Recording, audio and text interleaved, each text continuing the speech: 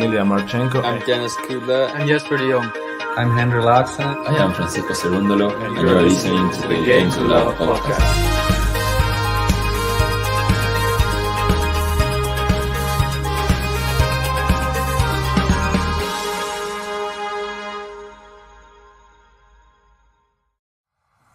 Last year, Novak Djokovic has left Australia after losing his appeal against his visa cancellation. He knew the conditions since a lot of months ago. I was just following the rules. I came in with all the valid papers.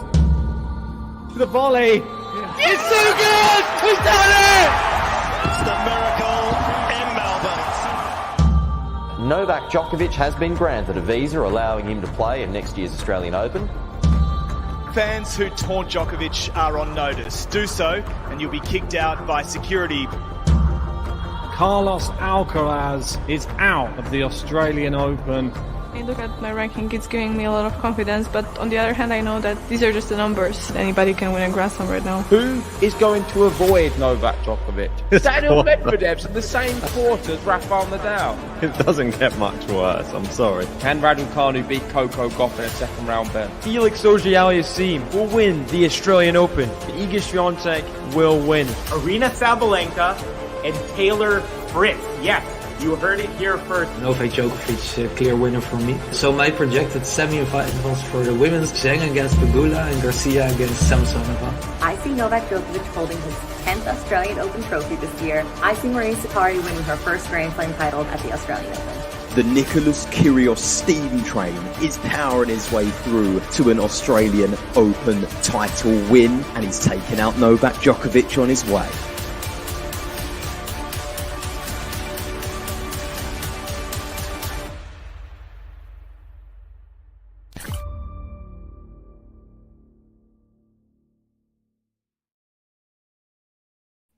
Hey, welcome back, tennis fans. It is Rafael Nadal time. That's right. And he is up against none other than the Brit, Jack Draper, who is in scintillating form. And I'm joined by none other than Vancouver's finest. It is Carvey. How are you doing, sir?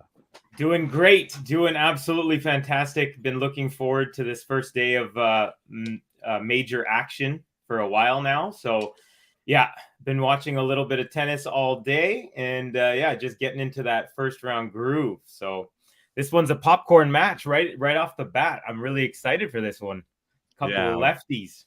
That's right. Yeah. And Nadal, don't know how he fares normally against the other lefties. It normally takes him a little bit longer to start working them out. I think he just plays his game, and that should normally be enough against this type of opposition. Jack Draper, tall, young, fit. The only thing that doesn't have on his side is he's not very good in the heat, which I know that we saw Rafa had problems in the heat last year. He had pretty much playing with heat stroke during the match against Shapo, wasn't he? Yeah, that was a crazy one, actually. But yeah, Draper also had some issues, I believe, last week with the heat in a 3-setter. Yeah. So, and interestingly, he's kind of avenged and reversed the trend. So he leading up, he lost to Khachanov in one tournament, and then the next one he lost to Khachanov. And in that first tournament, he ended up losing to Kwon, I believe, or beating Kwon and then losing to him in the second one. So he kind of flipped reversed it. Which is not bad. A little bit of progress, a little forward, little back, but I really hope Draper can kind of keep his wind and his nerve. I'm expecting a pretty routine, maximum 4 sets for our boy Rafa, but I'm actually expecting 3. I think he's just gonna use his experience as the defending champion and just take it to him. That's it. Well, if you're joining us and you are from the UK, you'll know we're coming up just close to 4 a.m. in the UK. Who knows? If this goes to 5, it'll be daylight before we know it. Let's get some predictions in. If you are just joining us, hit a like on the video, subscribe if you're new. Let's get those predictions in the live chat now.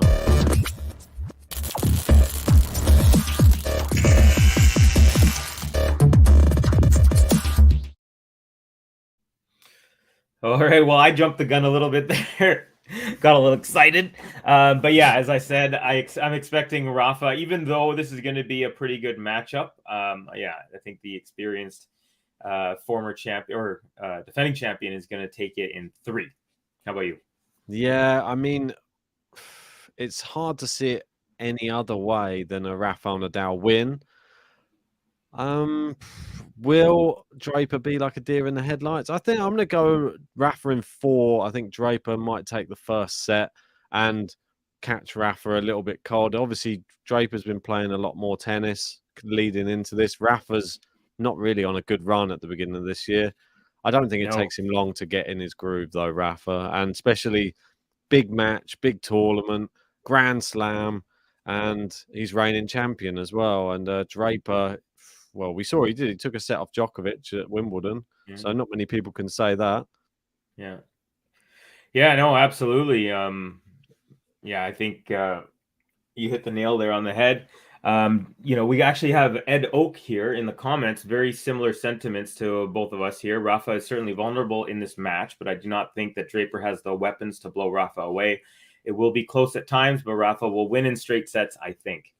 But your assessment, I think, as well about four-setter and the fact that, I think if you're going to take a set off Rafa, it's going to be early, and it's probably going to be the first set, if so. And, last year, Rafa really had the luxury of playing his way round by round into the tournament.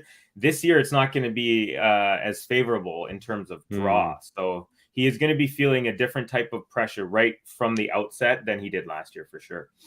Yeah, I totally agree with you there. I mean, this one, I think it's probably a good thing for Rafa, though, because if he's not been playing well, now he's going to actually have to play some good tennis to actually get through this first round match. And then once he's through it, I think even if he does drop a set, I think the time on court can only benefit Rafa in this. I think that will. He hasn't been playing his best tennis. We've seen, like, in the United Cup, I don't think it was really Rafa. I don't think he really cared about that tournament, to be honest. Yeah, it definitely had a vibe like that. Like all the players were kind of like, what sort of tournament is this, And by the time we figured it out, it was already like, down to 6 teams out of from 18, So yeah, it definitely had an interesting feel. But I think it was overall a success, though, that tournament. But yeah, I agree. Rafa was didn't seem like he was like, I got to be ready for this thing. Seems like the Americans have picked up where they left off at the United Cup. We had Pegula going through in a bagel and a breadstick earlier. Coco Gauff going through a little bit of a scare in the second set, but ultimately went through in straight sets.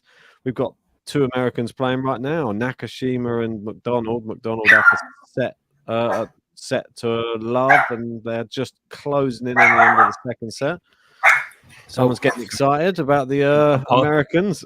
Yeah, she's a little too excited. My apologies. What dog have you got down your end over there? I got she's a miniature Schnauzer Pomeranian mix.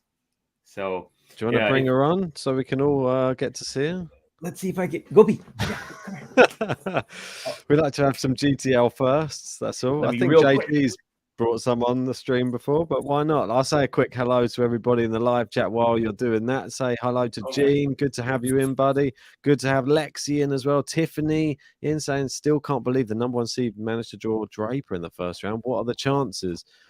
Indeed. Yeah, I mean, put your predictions in the live chat now, guys. But here is, what's the name of your dog? Gobi. So Gobi, yeah, which means cauliflower in Hindi. So if you've ever eaten at an Indian restaurant and you've had aloo gobi, aloo is potato, and this is gobi right here, cauliflower. And what reminded you of cauliflower when you were naming? So my parents are from India, and being first generation Canadian, I was the connection with my culture being Indian, our family's Hindu. So I just always liked Indian names that are easy to pronounce, and my name's actually more difficult because it's not phonetic. It's you can see over here, Cubby, but it's almost pronounced like Kuvi, Cubby. Yeah. So it's a little, but Gobi is just like easy. I don't have to worry at the dog park. What did you say? Other than You mean the desert? Yeah. So That's it. Exactly right. Well, and not dessert either. yeah, That's it. that would be jalebi. That'll be the next dog. I don't know if you had that stuff, but it's that orange deep fried sugar. No, I Indian. haven't. Oh man, Sounds interesting. Yeah, yeah. I Oh, know they God. have really good Indian food in the UK, so I'm sure it's available. There's We'll get definitely some amazing Indian restaurants, that's for sure. I went to one the other night, but wasn't one of my favorites, to be honest. I was testing it out for the first time. Don't know if I'll go back. There's a few in the area. There were some really good ones, but I just thought you got to try everything once. And sadly, Absolutely. it was still Yeah. good. But I said that's what I was saying. If there were none of the others around, I would have probably said that one was really good. But because Yeah. the others were really good, that one's not that as good. So anyway, Yeah. the match is gonna kick off. Oh, I'm sharing it in the wrong way, so apologies for that. Oh, look at me, I'm a bit amateur hour. We got a comment from Ems here. Hi Ben, Covey, vamos, GTL Rafa, Hey. GTL Rafa, GTL Rafa. How you doing, Ems? Great to have you on the chat as always.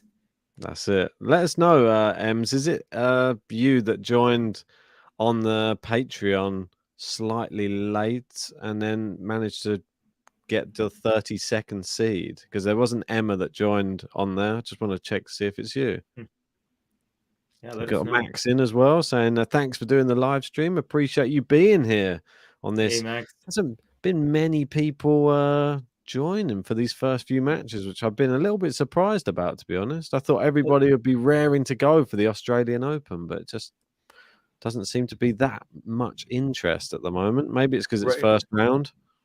Yeah, and I think I feel like the heavy contingent is from the UK or the Europe, and so it's middle of the night there. So I feel like that's what I felt like, at least for my match. But then everyone in the comments was saying I'm actually more into the Raducanu match over the Andreescu match. So that makes sense as well, with more people being. But I actually had Bill. Actually, he's right here. Where's Bill? I see him. He's saying hi to Gene. Bill's from Toronto, just north of Toronto, actually. 40 minutes above Toronto, I believe. So okay. Yeah. We've just got our first game to love, and it's in the first game of the match, and it's for Rafael Nadal.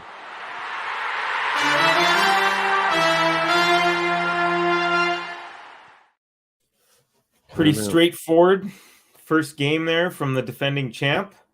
Yep, we've got can announce. It was Van der Zandschulp did go through against Ivashka in 4.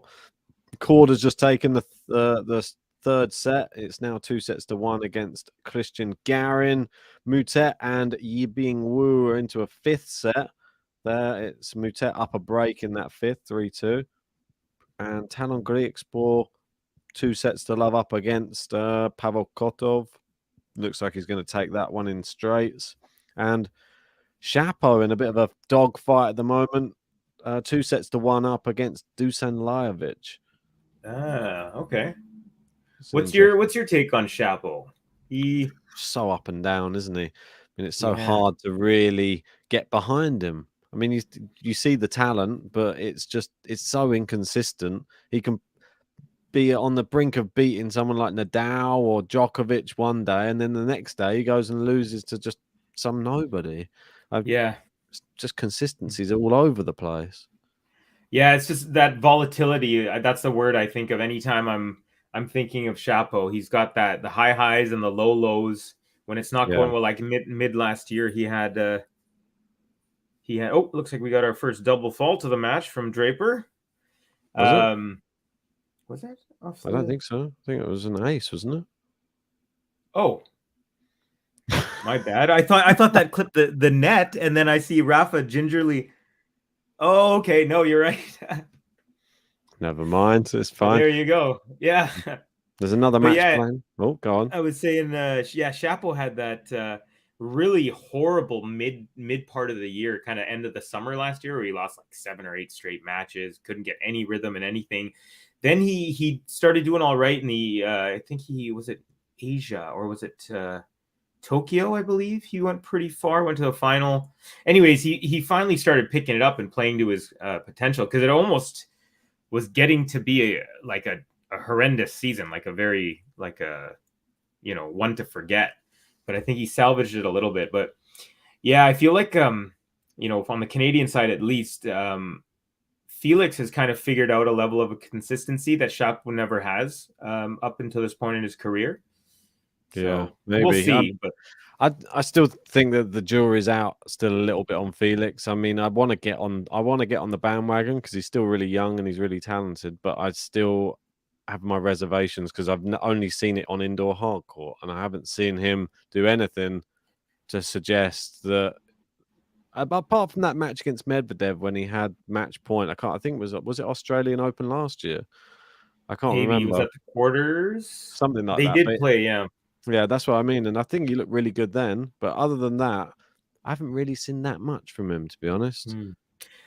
I mean, I definitely don't think that he's figured it out based on the end of his last year. Because like you said, it was pretty much all indoor hard courts, which is his bread and butter, starting with that really nice win against Djokovic at the Laver Cup. After Djokovic had pretty much wiped the floor with Tiafoe pretty easily that day before. So yeah, I think that I do think he's leveled up. I still don't expect him to say win this major. I could see him making the quarters, maybe a semi, but there's a good route. I think yeah, good chance for a semi-final here if you're Felix. But yeah, just confirming there. Gene just confirming Felix had the match points against Medvedev at the Australian Open quarter final. Yeah, that was right. Awesome account saying French Open versus Nadal as well, 5 sets.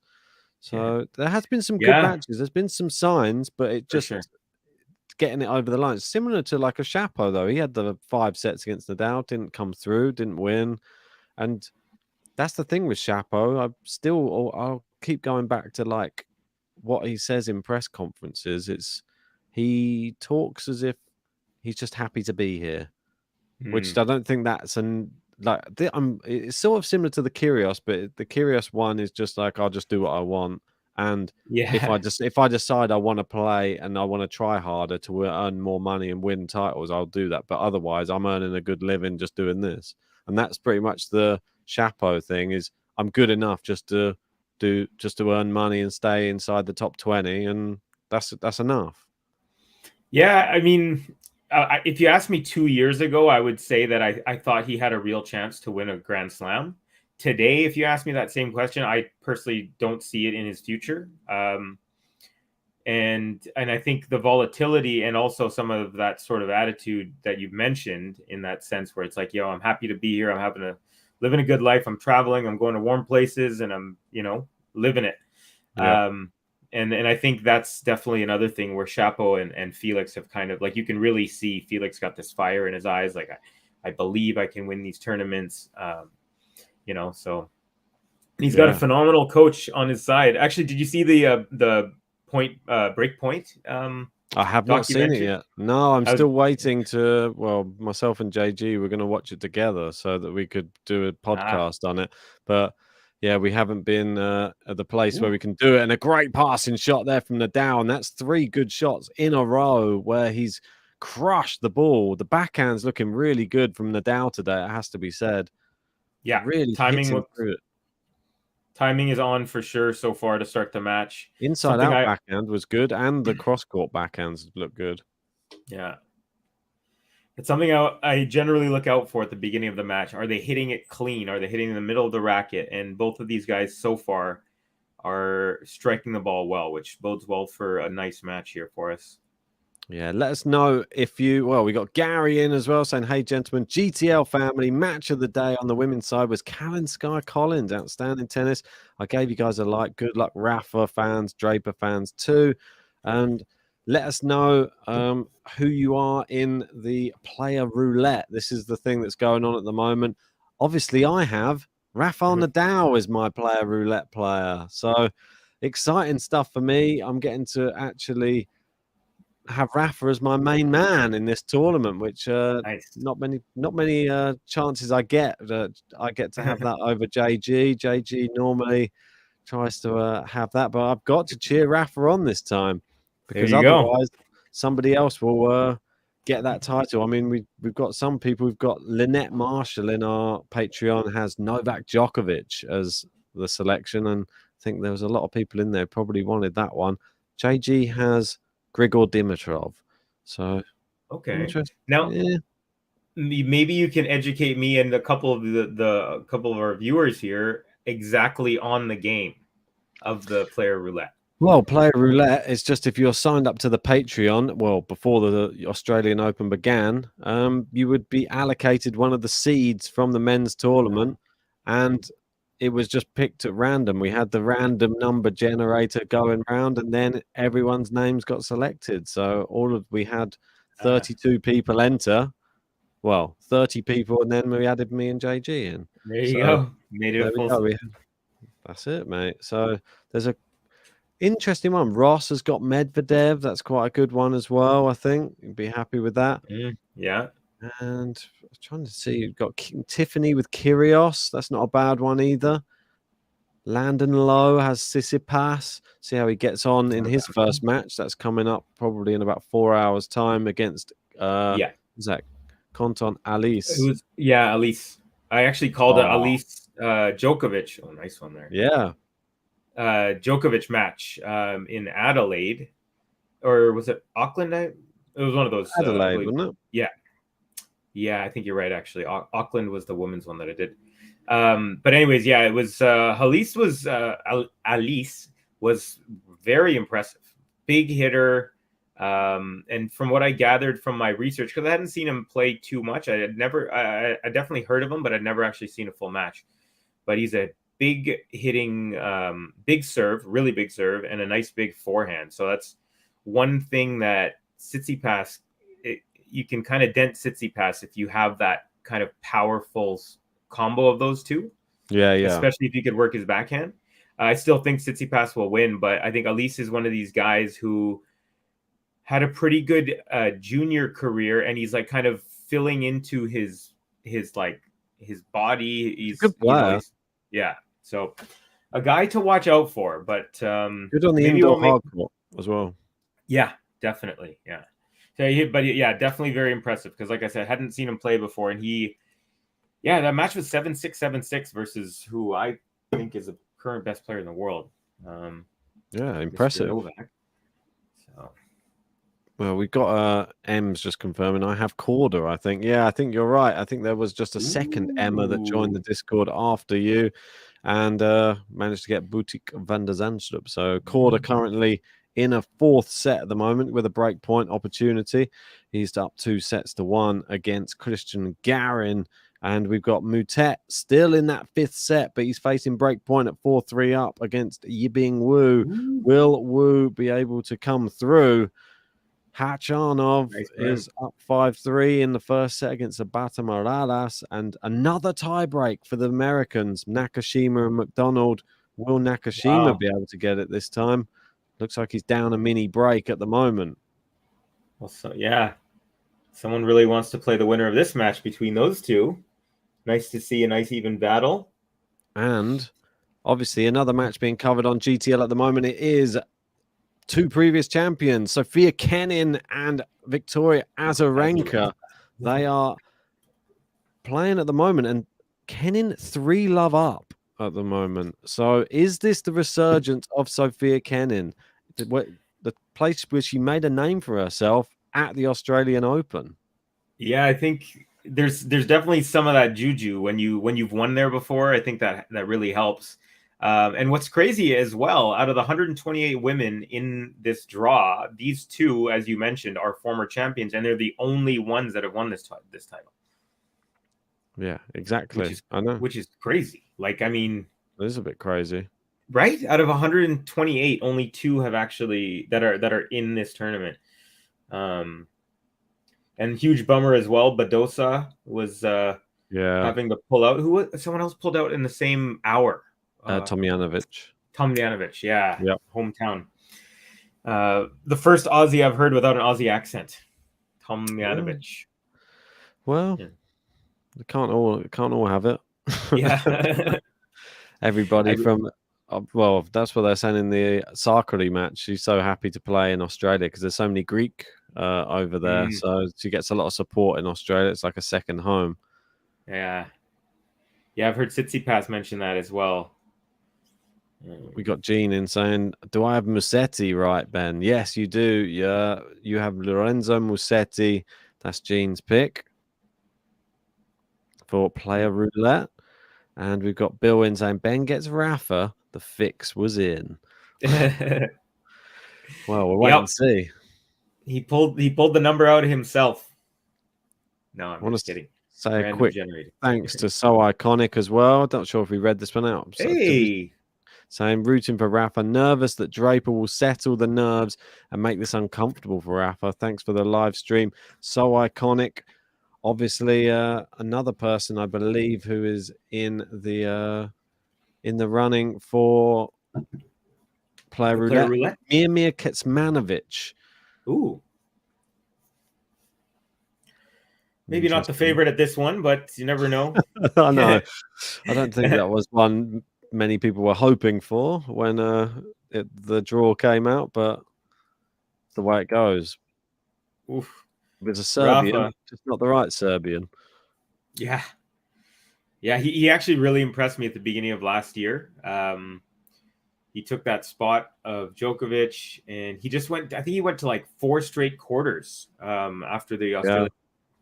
Yeah. Very impressive. I was actually very nervous when he played, he faced Alcaraz in Miami, because I was like, oh, this guy's really looking good, last 3-4 weeks. But Alcaraz pulled out. That was an amazing match as well. It went to third set tiebreak. Yeah. That was a wonderful match. Hey, look, Ben saying, I have Fritz. You never know. Hey, that's not a bad pick if you ask your boy Cubby, which I call myself sometimes. Bill does have Fritz. That's my pick for the men's side this year. It's an interesting one. I'm sick of it. I'm sick of all the same guys. I'm like, we need something. We need someone. I think that victory over Rafa was also pretty impressive in Indian Wells last year. Kind of gave him a nice boost. The 5th major. Slightly slower court, though, the Indian Wells court. Yeah, definitely. Like this is one of the faster courts, hard courts in the whole season. Actually, I was reading, apparently the US and Aussie now are pretty much very similar in terms of court speed. Interesting.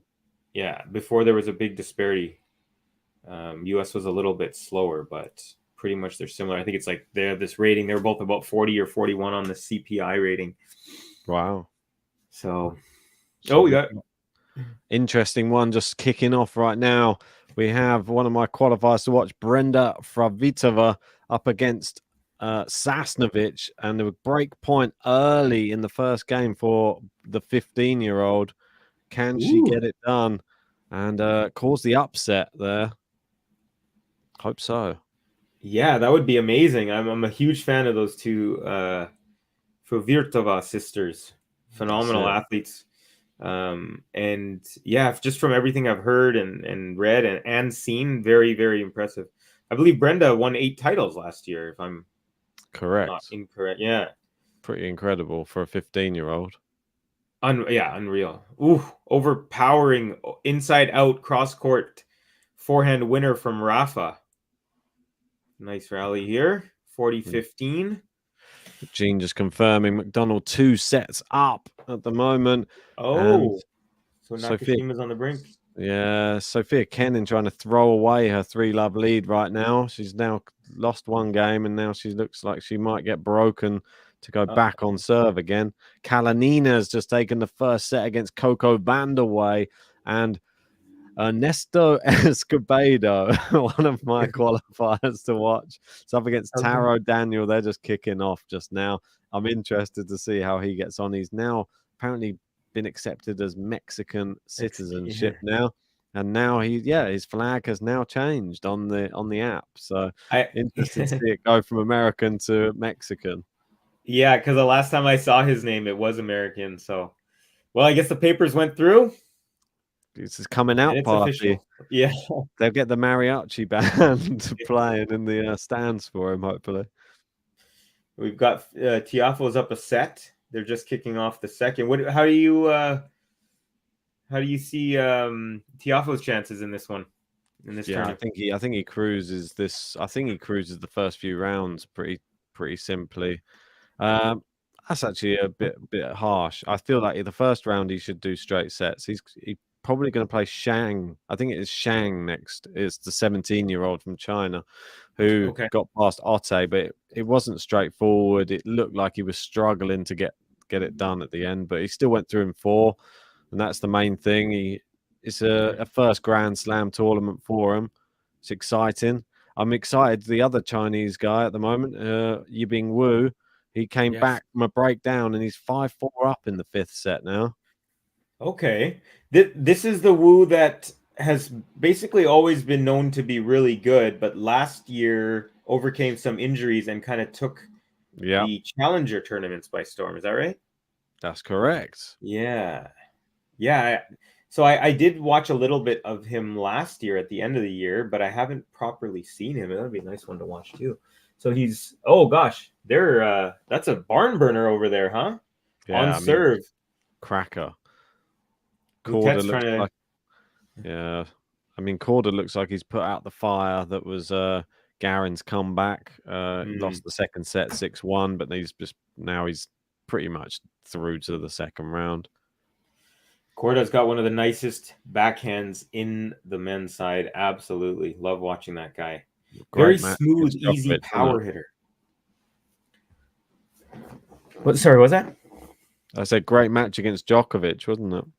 Oh, yeah. Yeah, that was a good one. He had a set point or a match point, correct? Yeah. I think he had at least one, Couple, 1 or 2, I think. Brenda Fravitova has broken and she's looking to hold to convert. That's impressive. I'm really looking forward to see another young Czech player. Like, obviously, I'm big on the young Czechs. There's Sara Belzlek, I think her name is, or she'll be playing against Barbora Krejcikova. That one's coming up in, I guess in about half an hour's time as well. We get to see how the 16-year-old and the 15-year-old get on in this tournament. I've said it once, I'll say it again. This is going to be a breakout tournament for somebody young, and we're gonna see like one of those tournaments. Oh, what a winner down the line from Jack Draper! Brilliant forehand, hits the sort of the angle of the court that connects baseline and tram line. Oh, yeah, that was a screamer for sure. Brilliant. Yeah, Rafa could do nothing but stare. So everyone seems to be cruising here on our service games. Draper's up 40 love. So it doesn't look like nerves have been a factor for him to start off the major year. Too easy, that one. Yeah, just slaps it away. Yeah, almost disrespectful. The serve was too soft. I mean, you can't do those serves to that big bicep forehand. Yeah. Otherwise you get one of them in return. Interestingly, the kick serve is a really on the backhand side. So for Novak, when he's receiving on the ad side, he's kind of vulnerable. That's one shot where you can kind of give him a big kick second serve, and when he has to reach upwards to hit it, he loses a little bit of power. But Rafa, on the other hand, for him being on the deuce side, he just eats them up. He just loves the high bounce. It's crazy. Oh, yeah. So Draper, the serve was actually not bad. It was a high serve. It was just this guy's the king of hitting high balls here. Yeah, I mean, he is that good. That's the thing. As I said before, Kenin, the 3-love lead was too good to be true. She's back on serve. It's 3-2. Soon to be 3-3. And Ostapenko having a bit of trouble as well against Yastremska. It's 4-4 in the first set there. I'm surprised. I thought Ostapenko would probably get that one done a bit more simply. Looks like she's met her match today. Now this is an interesting matchup because if I recall, Yastremska's she's kind of retired like within 2 or 3 points of match point a few times now. And then we have Ostapenko, who is generally, pretty moody in the sense of, doesn't agree with the automatic line calling, and so yeah, this could be see some not off court fireworks, but off court emotions flying. Definitely. In that one. Rafa there with a good serve out wide. He goes back to the Draper forehand. Draper's got that all wrong. That one's a bit of a shank. It's gone miles long.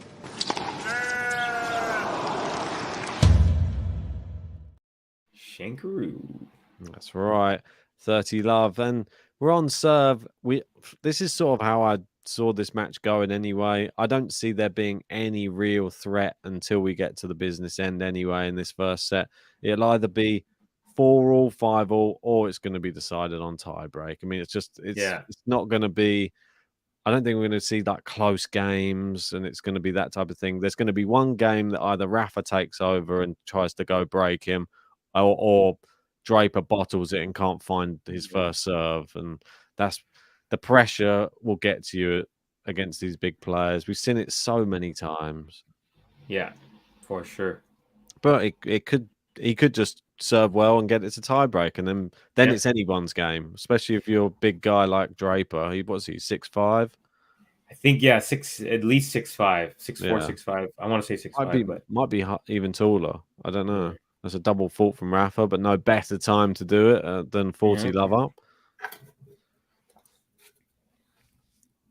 Kenin trying to make a little battle of it right now, trying not to give up that 3-game lead she had. See that juice now. And Yibing Wu, all the hard work, and now he's just lost and got broken, and it's 6-5. Mutet will be serving for the match. Gene says Kenin had some decent wins in Hobart last week, so he's hoping keep that going. Azarenka, not an easy person to play against, and there's a poor backhand from Draper. It goes long. Rafael Nadal 4-3 up, and now it starts to get a bit trickier for Draper. Yeah, scoreboard pressure coming up as well, so he's got to kind of keep it going, having the second serve. So let's see. Like you said, this is going to come down to those 4-4 games, 5-5 games, those kind of games in those positions of the set. So, I think we're going to see what these men are made of here in a little bit. We got Kim Wing Zhang just kicking off against Galfi. She's up 40 love on her first service game. Who else have we got? We've got Nakashima. He's started the third set brightly. He's up a break already in the third. We got a match point here. It might be from a minute ago, but the awesome account says Shapovalov match point. There we go. Yeah, he won. Shapo threw in 4. Well done to him. Korda, 1 game away from going through with him at the moment. Korda, where's his score here? Is it over? Oh, no, there we are. 5-2. Yeah, he's at 5-2, and he's serving for it. I think TFO will join him fairly soon as well. He looks like he'll take that second set, and then it's only a matter of time before the third comes. Yeah, I mean, Kenin, there you go. 3 love up, and now it's 3-3 against Azarenka. I wouldn't be surprised if that first set is 6-3 to Azarenka by the end of this. Oh, you think so? I just don't have that much hope in Kenin, unfortunately. What's happened to Rafa now? Rafa is pointing at something.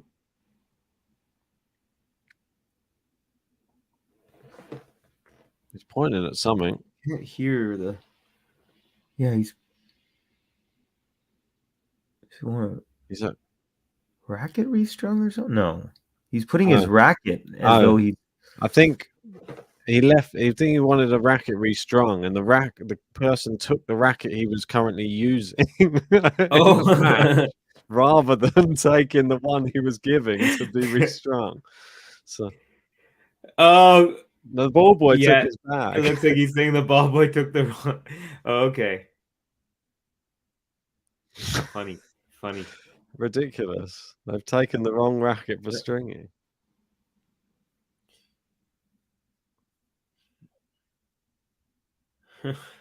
Well, what do you do in that situation? What is he? I'm sure he's got another one strung to the same tensions, but he might have been enjoying using that racket. Yeah, right. He might Had feeling the it, right but hey, feel. What if he imagine if he loses this one and then gets broken on the next one? What happens then? The ball boy is gonna have all hell to pay. yeah, right. I mean, I think Rafa's the type of guy who'll let it go, but it is kind of funny. You can tell he's like, what's going on here? Lots of stuff going on elsewhere. Griekspor through in straight sets against Kotov. Korda through in 4 sets against Garin. Ostapenko takes the first set. And Sofia Kenin facing 3 break points now on serve against Azarenka. Yeah, I think you're right. Blowing that 3-0 lead, it looks like she might just blow the whole set. Yeah, it looks like it. That's a good eye, Ben. It's like I have a cousin who plays online poker, and without he just looks at them deal the cards, the digital, and he's like, this guy's got this guy's got this guy's got this. You kind of got that same power. You're just watching the scoreboard and you kind of know what's going on. And there you go. She breaks 4-3 Azarenka. I feel that with Kenin, it's not that hard to predict. But Mutet has 2 set points and 2 match points against Yibing Wu now. 40-15 in the 5th, 6-5. Good ace there from Draper out wide. Match point here. Yeah, M saying that would drive him mad because Rafa is all about routine. Indeed, he is. Serving here, Draper, 30-15. Goes out wide to the Rafa forehand.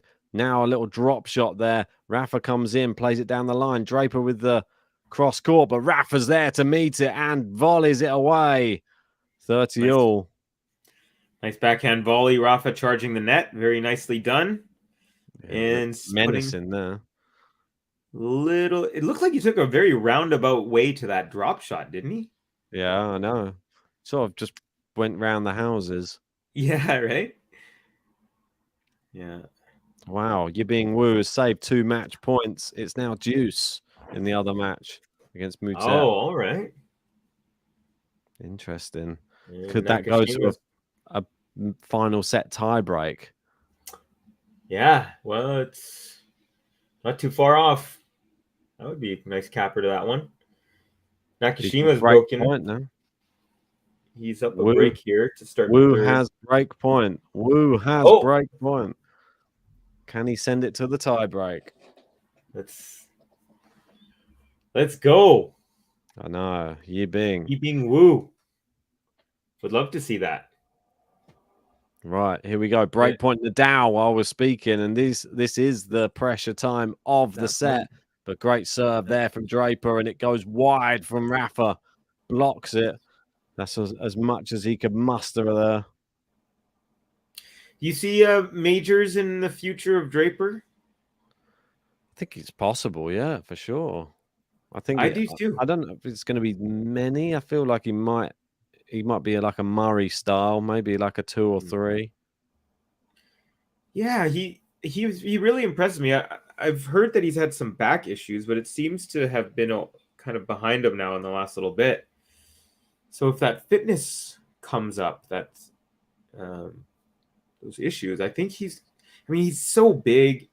And I've seen him close out some pretty big matches. That Felix match in the U.S. Open, I believe he won 6-4, 6-4, 6-4. And when he was serving at 5-4 for the match, just brief, 4, just is that long there? Yeah, good rally just in long there. by Rafa. Yeah, Powerful guy though. That's the thing. It's exciting because he can trade with some of the big power hitters on the court.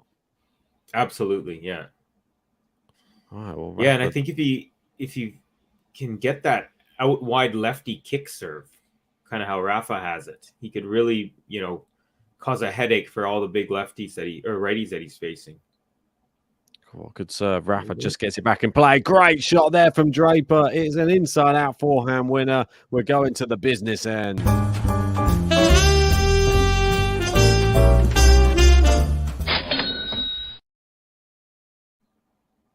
We go into 4-all.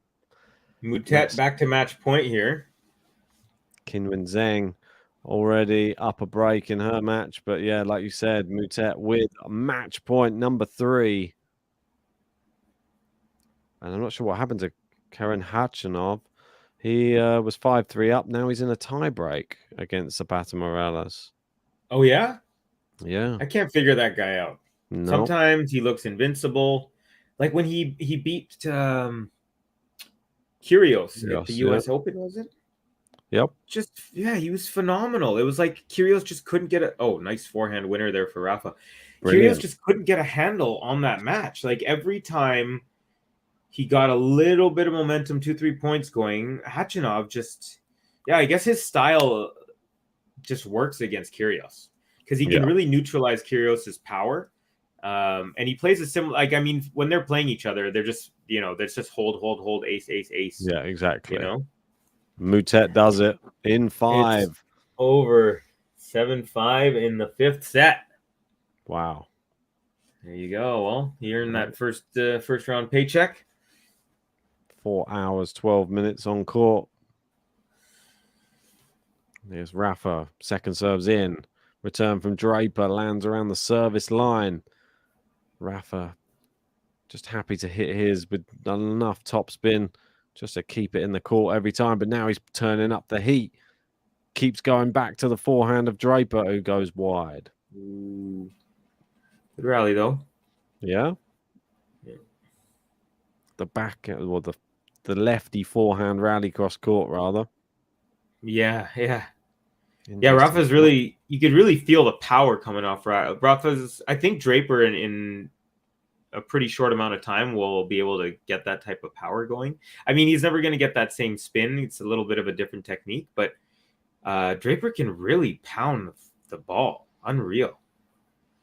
It's a lot of power. Not often you see a lefty going forehand to forehand with Rafa more than maybe 2 or 3 times in a row.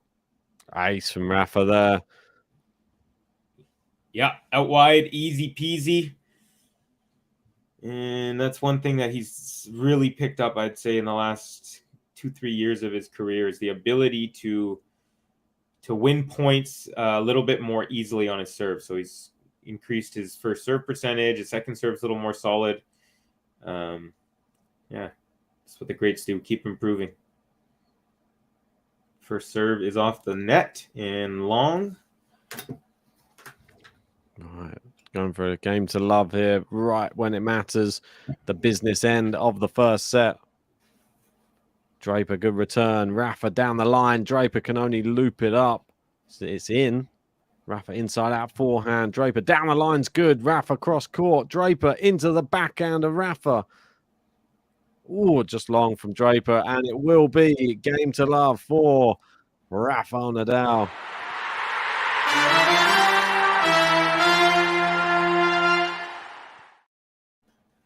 We've got all right. He's saying, I despise these pajama kits. Rafa looks like a tennis player this tournament. I like the stylish color shirt with the white shorts. Can you tell I'm old school? Yeah, I think this is everyone getting in on Francis Tiafoe's outfit. What can you describe it for us? Yeah, I didn't get to see that. And I usually do a little kit check when I do my streams. And so when I saw in the chat here that people are talking about it, I'm very curious. But Rafa's actually rocking a nice orange number with a light green markings of his logo and Nike, white short, white headband, and then he's got his custom shoes, white, purple, and a little bit of turquoise, I think. Probably likes a bit of turquoise. Yeah. And then he's got the white wristbands with the turquoise Nike swoosh. And Draper's actually the opposite. He's got the turquoise wristbands with the white Nike swoosh. And he's rocking all white Nike. We got to wait for his face to show up again to finish describing it. But kit game is strong for both. So they've changed the fan. They've got those like Dyson style. Oh, fans yeah. This year. It looks like those humidifier type dealies. Yeah, well, they've still got the tube there, just for him to blow in his face if he needs it. I wonder what it is today in degrees. Probably hot. It's in the 30s or what? Yeah. The match started at 11. No, wait, sorry, that was the first match. That was it. Yeah, so it's midday now. Brenda Fravitova, she has been broken back. It's now 4-3 Sasnovich in that first set on serve. Ooh. Kim Win Zhang making short work of Galfi at the moment, 4-love up in that first set. We've got Escobedo on serve with Taro Daniel. We've got Hachanov is 4-2 up in the tiebreak against Sabata Morales. From Nakashima up 4-1 against Mackenzie McDonald, but down 2 sets to love. Yeah, we have Nakashima's trying to. Jeremy Piggin saying, "Where's JG? Where is JG? Yeah, where is JG? JP is asking. Where is JG?" Says JP. Here's a JG. Jared Gonzalez. Are more Brits cheering for Nadal or Draper? I wonder. Well, I'm not a Brit, so I cannot answer that, unfortunately. But I'm Ben sort of might torn know. as well because I'm player roulette Rafael Nadal, but British as well. So I've got investment in both players for this one. Great ace there down the tee from Jack Draper. With a backwards Nike cap, all white.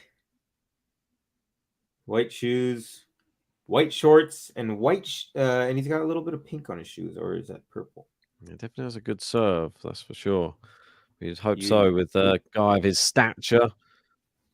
As Rafa rips a inside-out forehand wide, so triple game point for Draper. Make it 5-all here. Very routine so far. Love to see a level head from the youngster. Great ace. There you go. Jack Draper, game to love in the most important game of the set.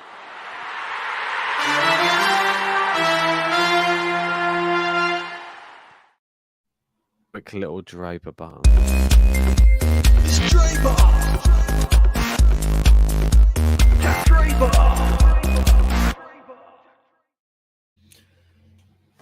Feels set point Azarenka. Oh, there you go. You had it. You called it. 5-3. And now 2 set points on the Kenin serve. And she was 3-love up. Let's remind ourselves. Unreal. And she's going to have lost 6 games in a row to lose the set if she loses this one. Shocking. Do you see that one Muguruza score against Andreescu? She won 6-love and then she was up 5-1 and she lost the match. Yeah. That was crazy. That's one of those you have to do a double take. Terrible. Embarrassing, really. Oh, and Brenda Fravitova has been broken now and is 5-3 down in the first set. Unfortunately, the early break may have just seemed a little bit too good to be true.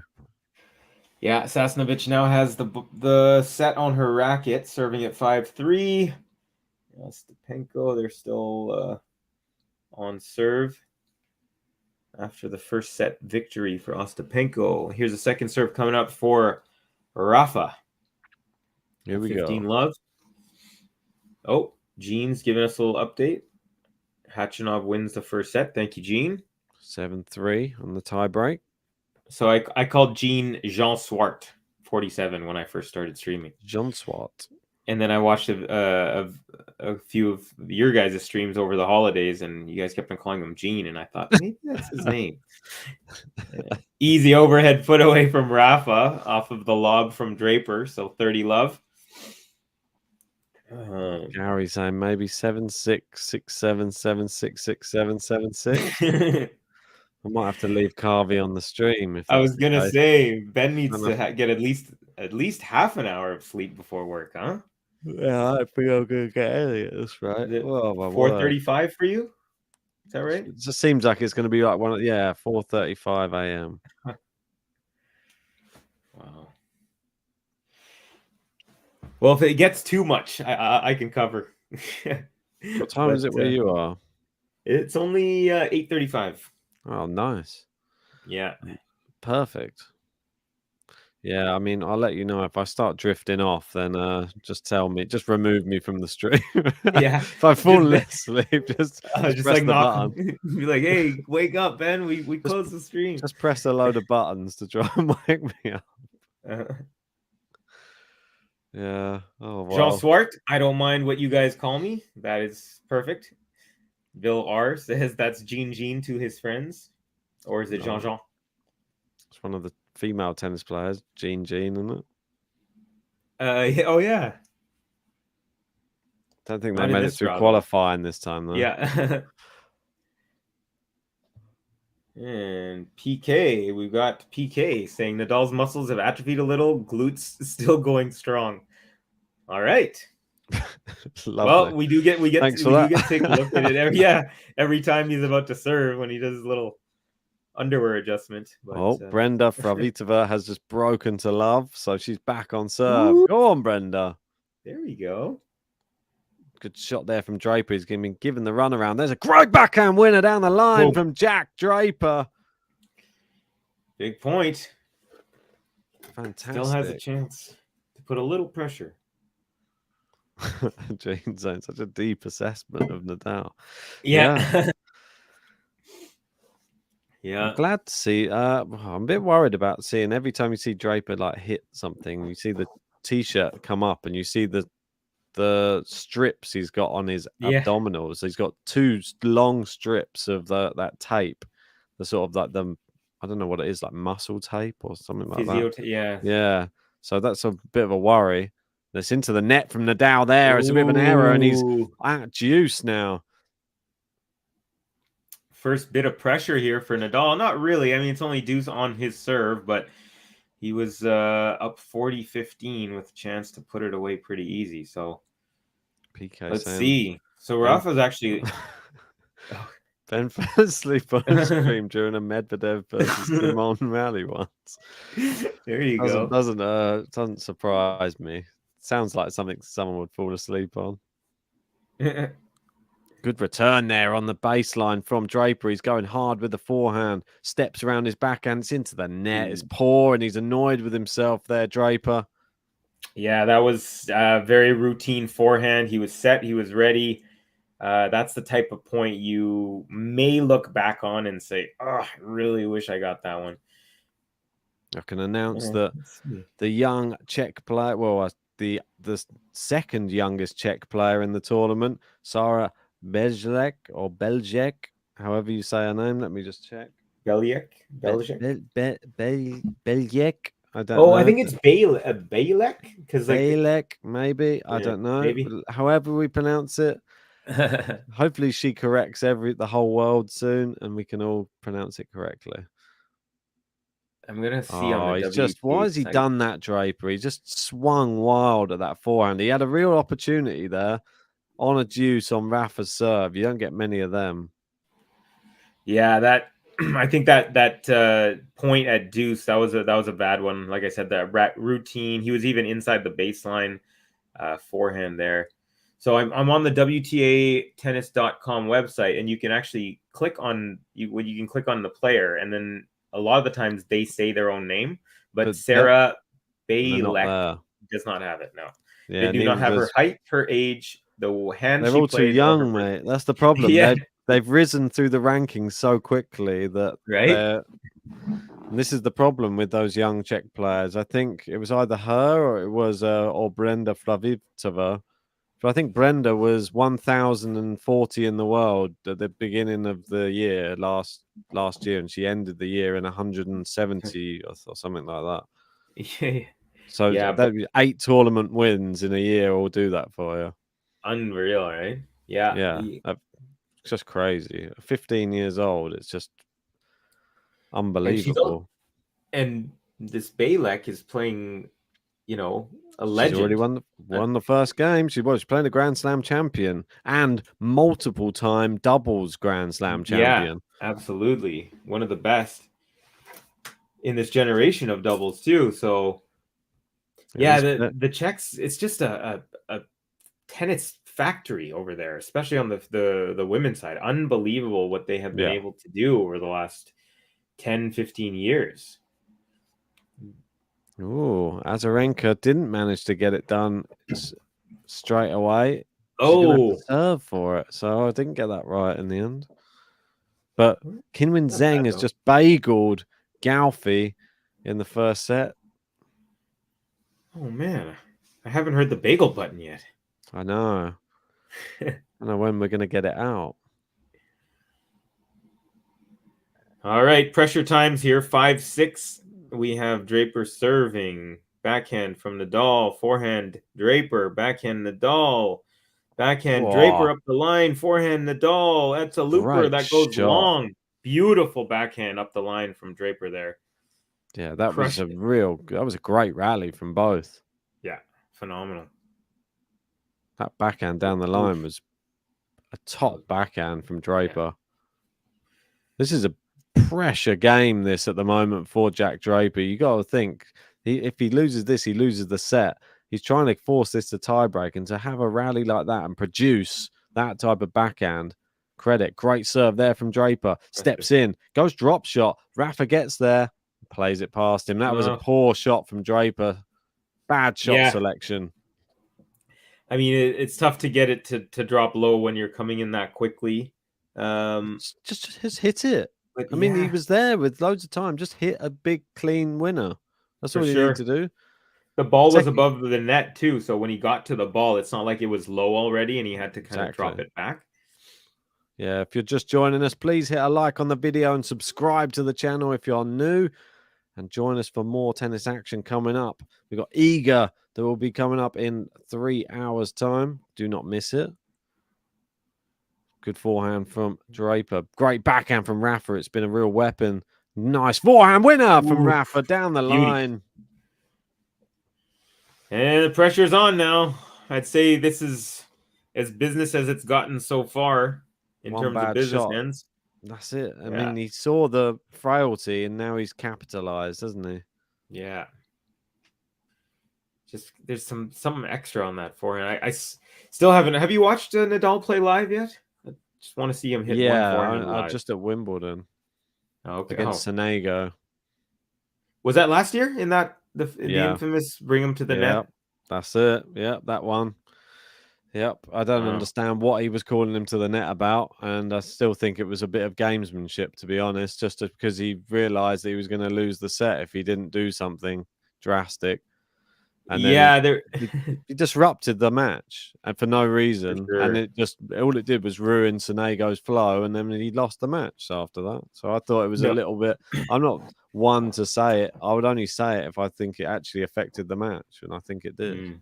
And I don't think there was. And even Rafa came out afterwards and said, "Oh, I'm sorry. I don't know why I did that. Like shouldn't have done that." So no, but you did it at the time for a reason, because you were going to lose the set. He didn't want to go to fire, like, what was it, 4 or 5 sets. He didn't want more sets. Yeah. Like, you saw how much he struggled against Fritz. He definitely didn't want more sets against Sonego. Absolutely. So, yeah, everyone was saying that he was, saying, "Oh, you're grunting too loud," but everyone knows Sonego's a grunter, and he wasn't grunting any more or awkwardly or loudly. No, look at set point now as we talk. The power from Rafa at the right times, as always. Set point. First set point. Do we see a big serve from Jack Draper here? Draper has already saved both break points against him. So let's see if he can keep the trend, or will Rafa end it here? Put a bow tie on the first set. Brenda Kvitova, 3 break points for her in at 5-all. Ooh. Oh, I know. It's all heating up. Zheng's up a set there against Delphi. All right. Misses the first serve. Misses the first serve. Not what you want. Rafa still about 3 or 4 meters behind the baseline. Yeah. Forehand cross court. Forehand to forehand. Rafa whipping his one. Goes backhand just over the net. Backhand from Draper. Backhand again from Draper. was close to being out. He's gone drop shot. It's not a good one. Rafa's going to finish it. And there's the first set. Rafael Nadal, 7-5. Hey! Vamos! Hey! Vamos! Rafael Nadal! Hey! Vamos! Hey! Vamos! Rafael Nadal! Unbelievable. So easy, Unbelievable. isn't it, Carvey, isn't it? Well, I want to take this moment just to say to everybody, if you are just joining us, hit a like and subscribe if you're new, and maybe have a look into investing into a tennis player, because this is something very new coming to the tennis world. Here's how you can do it. This stream is sponsored by Fantium, a cutting-edge platform that allows you to invest in top-performing athletes. Already, there are 2 amazing players on the platform. You could invest in Dominic Thiem or Alexander Bublik, with more to come on the Fantium platform. Yeah, so how does it work? Well, fans purchase a percentage share of future prize money or career earnings directly from the athletes in the form of tokens and get to participate in the athletes' real earnings. So that means when athletes win big, you win big too. But that's not all. Fans become a part of the athletes' inner community, unlocking perks, experiences, VIP access to Grand Slam tournaments, private calls with the athlete, video-based coaching, and hand-signed rackets and many more awesome perks. So JG, how can I get a percentage of Thiem and Bublik's season's earnings? Well, I'm glad you asked, Ben, because it's very, very simple. All you need to do is head over to Fantium.com. You sign in with your socials, e.g. a Google account, you fill in your personal information, you easily top up your wallet with your credit card or debit card, and then you choose which player you want to invest in. It's really as simple as that. You do not need to have NFT experience.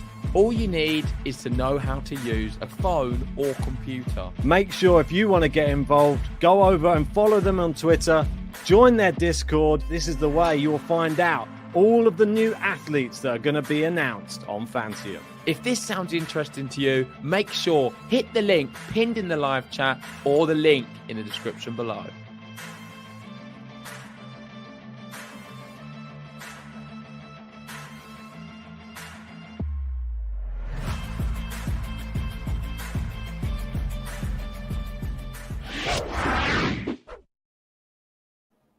Yes, there you go. I've just popped the link into the live chat as well. Make sure, just go and check it out. It is a groundbreaking thing that they are doing over at Fantium. You can invest and not just in a tennis player, but in the future of that tennis player as well. You can help out young tennis players as well, because they're going to be bringing like some young tennis players onto the platform as well. So you can invest in maybe the next Brenda Favitova, maybe the next Sarah Belyek. Who knows? Like all of those people, it's exciting as it seems. You could be there at the start, and the people they've got on their team and Bublik right now is exciting because they're already established, and you can still get some cool perks by signing up. Yeah, absolutely. I was just gonna say, I feel like you would definitely be on Favitova's, helping her out. Big fan over there. Yeah, for sure. The sisters, I'd send it over to I'd invest in the family, I think, more right? than anything. Yeah. So it seems like it's very cool, very, very cool idea. And I think as it kind of grows, it would be really cool to see the positive effects you could have as a fan who supports a player. Maybe help them, maybe get physio, get them to a place, get them enough for a hotel or whatever, so that's pretty sweet integration. We got one of the all-time greats, GSL, as I like to call him, Gary Saint Laurent. He says, goats just keep doing goat things and the young guys just crumble. What's new? Great work, Rafa. I'm going to call it a night, gang. Saving my energy for week 2. Enjoy. Good night, Gary. Thanks for staying up as long as you could. And can't wait to have you in the chats for week 2 and the rest of week 1. That's it. Seems like Kim Win Zhang is plowing through her match. She's 6-love, 2-love up against Galfi. We've had Sophia Kenin lose the first set. She's up 1-0 in the second. Ostapenko seems to have suddenly stormed away against Yastremska. She's up a set and a break. It's nearly 5-2 up now.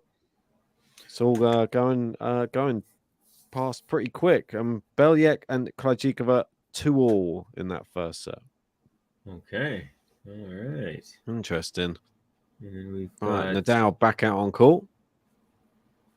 Serving as well. And that's the important thing. Getting that break late in the set.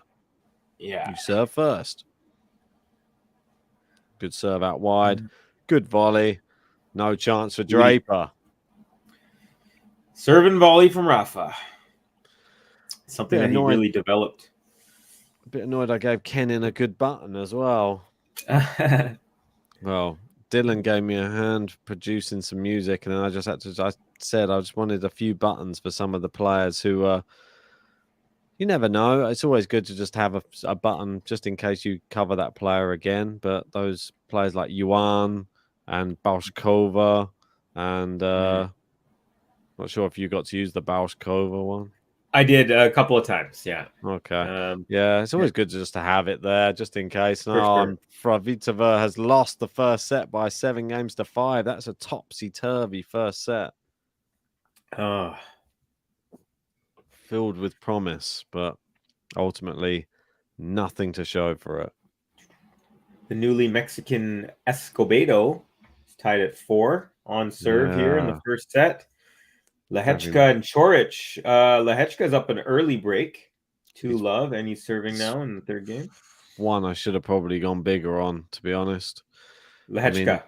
I'm a massive fan of Lehechka. I think he has an amazing talent. I think that, he's nearly top 70 already. He's 21. He able to push like some great players. I mean, you saw in Auckland, he was so close to beating Norrie, really. And Norrie obviously looked really good in that tournament. Norrie, a hard nut to crack, especially on the tour these days. So to take him really close was impressive. Absolutely. Yeah, Norrie's he feels so solid. He feels so like reliable, you know. If you're rooting for him, you feel confident.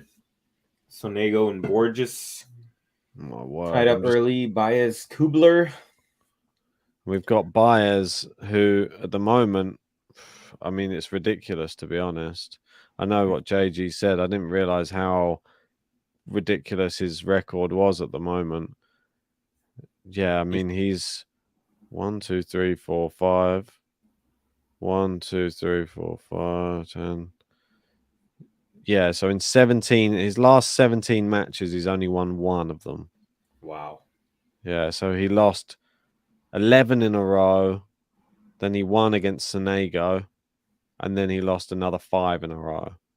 So he's on a 5-match losing streak, but just an awful run at the moment for Sebastian Baez. I mean, just imagine 11 in a row. That's 11 tournaments, right? You'd think, yeah. Right? Unless there's a lucky loser or something in there. But even still, you wouldn't be able to get a lucky loser unless you won something. But, exactly. you know? So I mean, think about it. That's almost 3 months of like traveling, getting to the place, and boom, I'm gone right away. Must be, that's why these, you know, tennis it's so physically demanding, but also mentally because of these types of things. Where for a top 50 player, that's just doesn't seem right, does it? Yeah, and to be able to even stay in the top 50 with those types of results. I know. Yeah. Well, we'll wait and see if he stays in there for much longer as this season progresses. Kim Win Zhang still doing the damn thing. She's 6-love, 3-love now. Wow. She's killing Is she her. this year's Iga, maybe? Well, I've got her in my new final maker of the WTA? Australian Open this year, so I think she Oh, may okay. well be. I know there's lots of people saying, "Oh, I think she's injured." Everybody thinks everyone's injured apparently at the moment, so I don't know what to believe anymore. But Rafa right now at deuce on his first service game of the second set, and Draper's not going away, but that one's gone wide. Well, we have Jerry with a comment saying, Jerry Peters saying, "I miss Roger. You and me both, Jerry." Who doesn't? It feels weird, even though we knew Roger wasn't gonna play last year after all that stuff. Kind of between the news of I'm not gonna play in Basel and I'm retiring, there was this kind of space, and you were like, okay, he's still a part of the tour. But this being the very first major that he's been retired at, there's a different feeling to it. Like there's definitely a sadness for me, even though last year he wasn't in it. This year there's like a sadness that I didn't feel last year with him not being around. It's the Roger effect. Yeah. Good slice there from Rafa. Good slice down the line from Draper. Beauty. Rafa just about gets there. He goes back behind Rafa. Rafa somehow, but no, he doesn't keep it in. It's back to deuce. Draper pinning Rafa in right now. Yeah, the second, especially that second slice, the one that you mentioned that Draper hit off of Rafa's, that was a beauty. Really low, and he came in off of that. Is this actually true? Did Nick Kyrgios with Gene saying Kyrgios is withdrawn? Is that true? I'm just going to have a look on the news. That can't be true, is it? Yeah, have a look. Here we go. Rafa at deuce. First serve into the net. Jump on Twitter. If that's true. Otherwise, if Gene's winding us up, I'm going to... won't be happy with him. Here's the second serve. Forehand Draper up the middle. Rafa forehand is long. So... Ooh. Another break point. Second of the match and this game. Draper's trying to take a quick lead here, which would be a pretty smart move. Rafa hasn't felt too much pressure yet this match.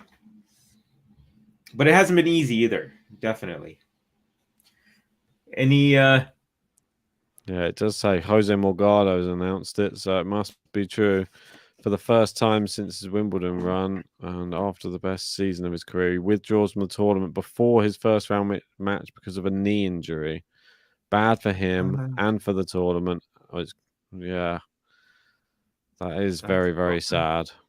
And also for the doubles side as well, the defending champs won't be able to do their thing again. And even funnier for JG's bracket. Oh, what a volley from Draper. Beautiful. And we've got a break. Nice.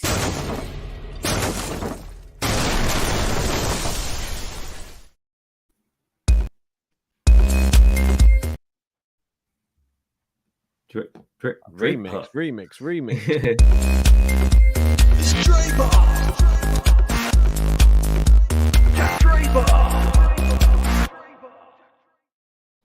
So, yeah, M saying, thanks, Nick, for completely messing up my bracket. Well, JG has him winning the whole thing, so that's good for JG's bracket. He had Badoza in the final of his women's one. He had Nick Kyrgios winning the men's one. Oh, gosh. I've got eyes on the Tiafo outfit. I haven't seen it. And basically... It's like a basketball top, so like a tank top, and he's got shorts on, and he's basically wearing the same pattern that Andreescu and Raducanu wore on the skirt part of their dresses. So they have this top, and they have shorts underneath, and then the skirt on top of the shorts. And so yeah, that's what it looks like. Sounds weird. It is weird. I actually sent you a photo on WhatsApp. So I will. When you get a sec. Yeah, it's pretty hideous, I'm gonna say. Great. Can't wait to see it. Yeah. It's just too much. Too much for the eyes. Oh. We've got Peter Zaremba. Hey, Peter, says Ostapenko into round 2. Looks and like Emma Raducanu.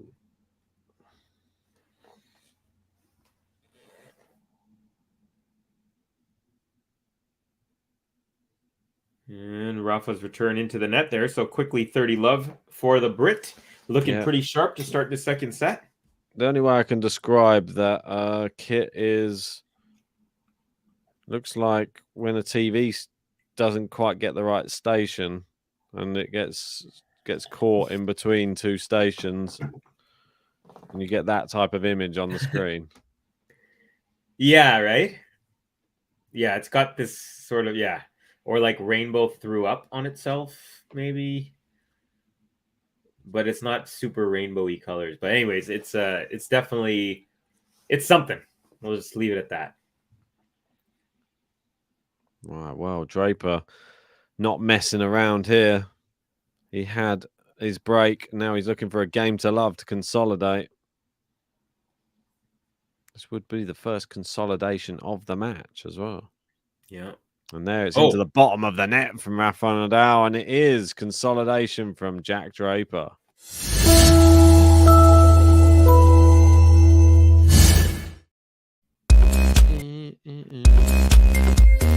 Draper.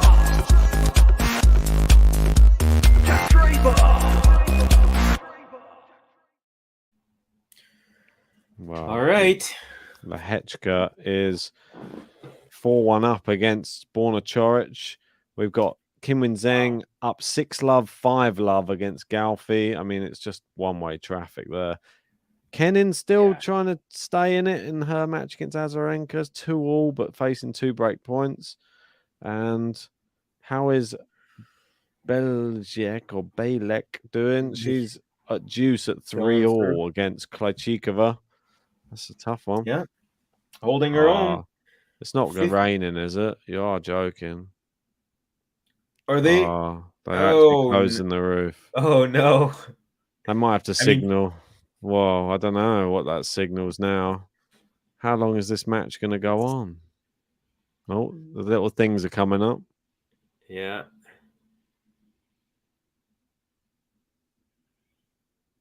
So would you say this would be favoring Rafa now that he kind of had a slow start? Yeah. Well, how annoying for Draper. He finally manages to break and consolidate, and now he's just in a flow state.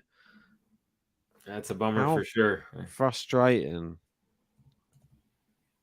Yeah. Now they have to wait. Oh, well. It's going to be the same for everybody else and all the other courts, I guess. Yeah. Well, they can't close it, right? So well, they can't. They can't close all the other roofs on all the other courts, can they? It's just going to have to just wait. Might help out some players. I don't think it's going to help Galfi out too much. No. Galfi. Yeah, she's up 30 love here in her service game. Well, see if she can get the rain's helping Galfi. Yeah. I don't know. It's one of those funny ones. I'm interested to see what's going on in the Bailek match against Krejcikova. Yeah. What are we at? So it's break point here for Krejcikova. All right, let me just have a look to see what's going on. It's break point for Krejcikova, like you said. I'm just going to take you through what's going on in that one. Bailek, the left-hander, and it looks like Krejcikova's really got her on the run, and she has broken. There you go, the break from Krejcikova. What a time to break as well. Yeah, absolutely. Big moment. The rain comes out. And I don't know how they're still playing on the other courts, but the main court they have to stop playing. Didn't look like it was raining that much. So we got a little update from Gene on Kyrgios. This looks a little more specific. Kyrgios has withdrawn due to his knee injury. He has a tear in his lateral meniscus and a cyst. He'll have arthroscopic surgery on his knee. That's big. That's a bummer. Sounds. Yeah, was it wise playing the exhibition then? Yeah, well, definitely 2020 or hindsight's 2020 for sure. But I mean, he hadn't been playing much before. He dropped out of the United Cup, and I thought, okay, maybe this is good for him to get something, But yeah, I mean, everything that's happened so far is no good. So guess you can't really say it wasn't a bad idea. But it's a real bummer, because I was really excited to see how he kind of fares with this new understanding that he kind of felt last year when he took it a little more serious. So, well, just goes to show when you take it more seriously, you put your body through more pressure, and then your body breaks easier. So that's the thing. If you want to try and play on the tour like a full-time professional, then your body will take a bit more of a battering. For sure. And there was even rumors I was hearing that he's going to be playing the clay court circuit this year, which he's not a big fan of generally. So we'll see if that. Well, I guess now it's probably not really much of a. He's probably going to be out for at least a couple, 3-4 months. Yeah, I assume. Probably nice rally going on here. Now. Backhand Rafa up the middle. Forehand Draper sails it. Poor from Draper. There was a really good rally before I started commentating on it. 15 all here.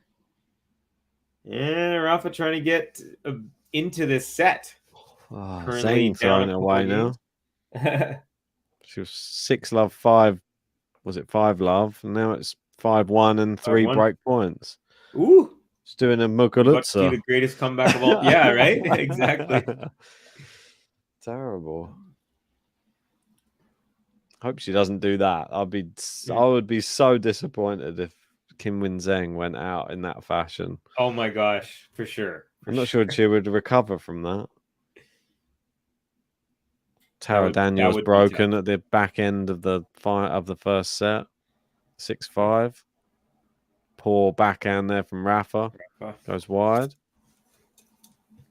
Krejcikova, Bejlek locked in. Wow. At 4-3. Krejcikova at the moment. So we've got Azarenka and Kenin. Azarenka is on serve at 2-3 in the second set. She's up one set.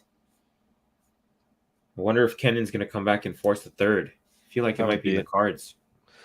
That would make it more interesting, that's for sure. Don't just bow out so easy. Have a proper comeback. Right, well, Rafa 30-all on his serve. Coric. So I think they might have suspended this Coric match because it's still 4-1 now. Yeah, I think we're going to see a lot of suspended matches now. Yeah, I think so. If it's actually raining properly. Oh, ripper of a forehand from Draper. Now backhand cross-court Rafa. Backhand Draper. Forehand Rafa.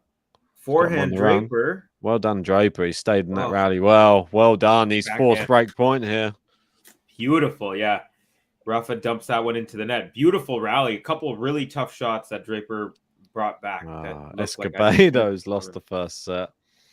Uh-oh. After all that hard work, he stayed in that set and then just fell. It was like Draper in the first set here. Sure. Did all the hard work and then got all the way to 5-all and then 5-6-5 and then bottled it. Broken. Done. Munar and Sverchina just starting up. Ooh, I like that.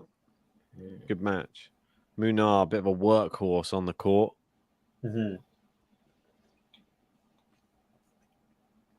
Hachinov's up 5-2 in the second set. He's actually looking to break here and take a 2-set lead. Yeah, he's up low 30. Should win that. Nakashima. Wow, brilliant backhand from Jack Draper. And that is another break. Double break.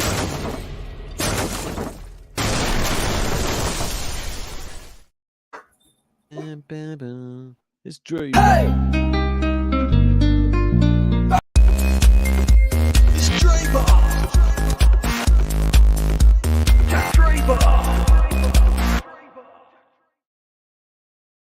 Sorry, wrong button there for a second. Hey, that's all we got from it. And Hatchinov does take the second set. And anybody else gonna give us some hope? Well, Kenin at 3-all. Fravitova at 2-1 down, but on juice on her serve in the second. And what's happened to Zheng? She's fallen apart in that second set. She was 5-love up. Now she's 5-2, soon to be 5-3. Maybe she can just finish it off in this game. And Balek's trying to just hang in there. Interesting to see if she can hold serve and force Krejcikova to serve it out for the first set. You said Balek is 16, correct? Correct. Fravitova, the younger one, Brenda, is 15, and then the elder one is 17. Okay. Correct. Gosh, man, these girls are so young. All these Czech youngsters, so good. Crazy. Yep. I mean, just to say, we have 3 people under 17 in the draw is impressive. But to say that all 3 of them are from one country is just phenomenal. Yeah, I mean, they've got such a wealth of talent. It's amazing. Like, even the people who are just, even Lehechka's he's a young Czech player as well. That's why he's exciting. He's not as many on the men's side. That Serchina guy that's just kicking off, he's another Czech player as well. Quite a lot of Czech players. Oh, look at Rachel's got a comment. Oh, it says LOL. LOL, Draper needs a more fancy button. He's going to have a big year. I agree. We definitely need to. I just didn't have time. Sorry. I apologize. If he gets through this, I'll do him a new button. There you go. Oh, we got an update from Gene. Come on. It's over. Well done. Finally. Zheng wins. Yeah, a little tiny bit of a scare there, but not really. And Krejcikova. Oh, that one's at deuce there. Krejcikova's 2 points away from breaking and taking the first set. Draper right now in control of this second. He's a double break. Can he consolidate the second break? Great serve and volley there. Using his That's a tough volley. Tennis. Yeah, good. Very tough volley that he hit. Rafa rips it over the net, dips really quickly, and Draper reaches down and puts it away. And then sails a backhand long. Yep. But he's still in the driver's seat here. Ems is nervous. It's not time to get nervous yet, I don't think. It's not. We're only in the second set. Oh. Gene saying, bagel this fraud. Funny. Was the reigning champion. He's my player roulette. If anything's going to jinx Rafa, it's going to be me having him, needing him to win the tournament. That's the worst thing for any. So what does the winner get of the player roulette? Well, we'll have to send out a nice prize, depending on where you're from, where you're living.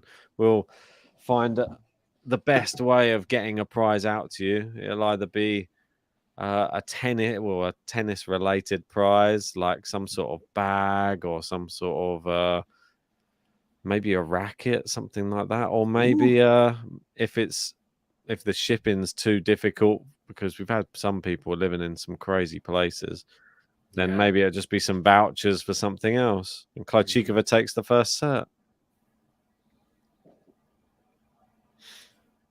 Oh, and Rafa's overcooked his forehand there as well. Oh, was that in? Oh no, that was in. He overcooked it. I thought he overcooked that one. Looked out to me. Yeah, he looked like I don't think he hit it exactly how he wanted to. Yeah, that looked close. Definitely, it's like he was going way too close to the margin, but he looked out. Still, like he clipped the more of it was out than in for sure. That's mad. Could that be a big point in this match? So, both the youngsters from the Czech Republic not doing so well so far. Are all of my women's qualifiers to watch going to go out in the same evening? It looks like it could be possible. Still some time in the Baylek, but I would, if I'm betting, I'm going to say Krejcikova's going to be good enough to at least win one of the next two. Rafa with a blistering forehand up the line, forcing deuce here. So that was a big point at 15 or at 40-15 there, where Rafa clipped the line. He's trying to get one break back. Draper has just been on since the beginning of this set. A really nice game early to break. And he's just been on rolling since. Yeah, it's just showing some highlights of the Krejcikova first set. Oh, yeah? Yeah, she's just very consistent with her hitting. That's the thing with Krejcikova. Very tough player to play against. And there's a poor shot from Rafa. Clips the net cord, goes wide. So we still have a chance at a bagel here for Draper. It's ridiculous to say. Will the first bagel button on this channel be against Rafael Nadal? Right? That's like the stat. What was Roger's last match? It was pretty much that the Hubert Hurkacz, and he got bageled in Wimbledon in the quarters. It's like, what? No. It just doesn't. You can't end that way. And a nice put away there for Draper. Easy +1 on the forehand, and he's up for love.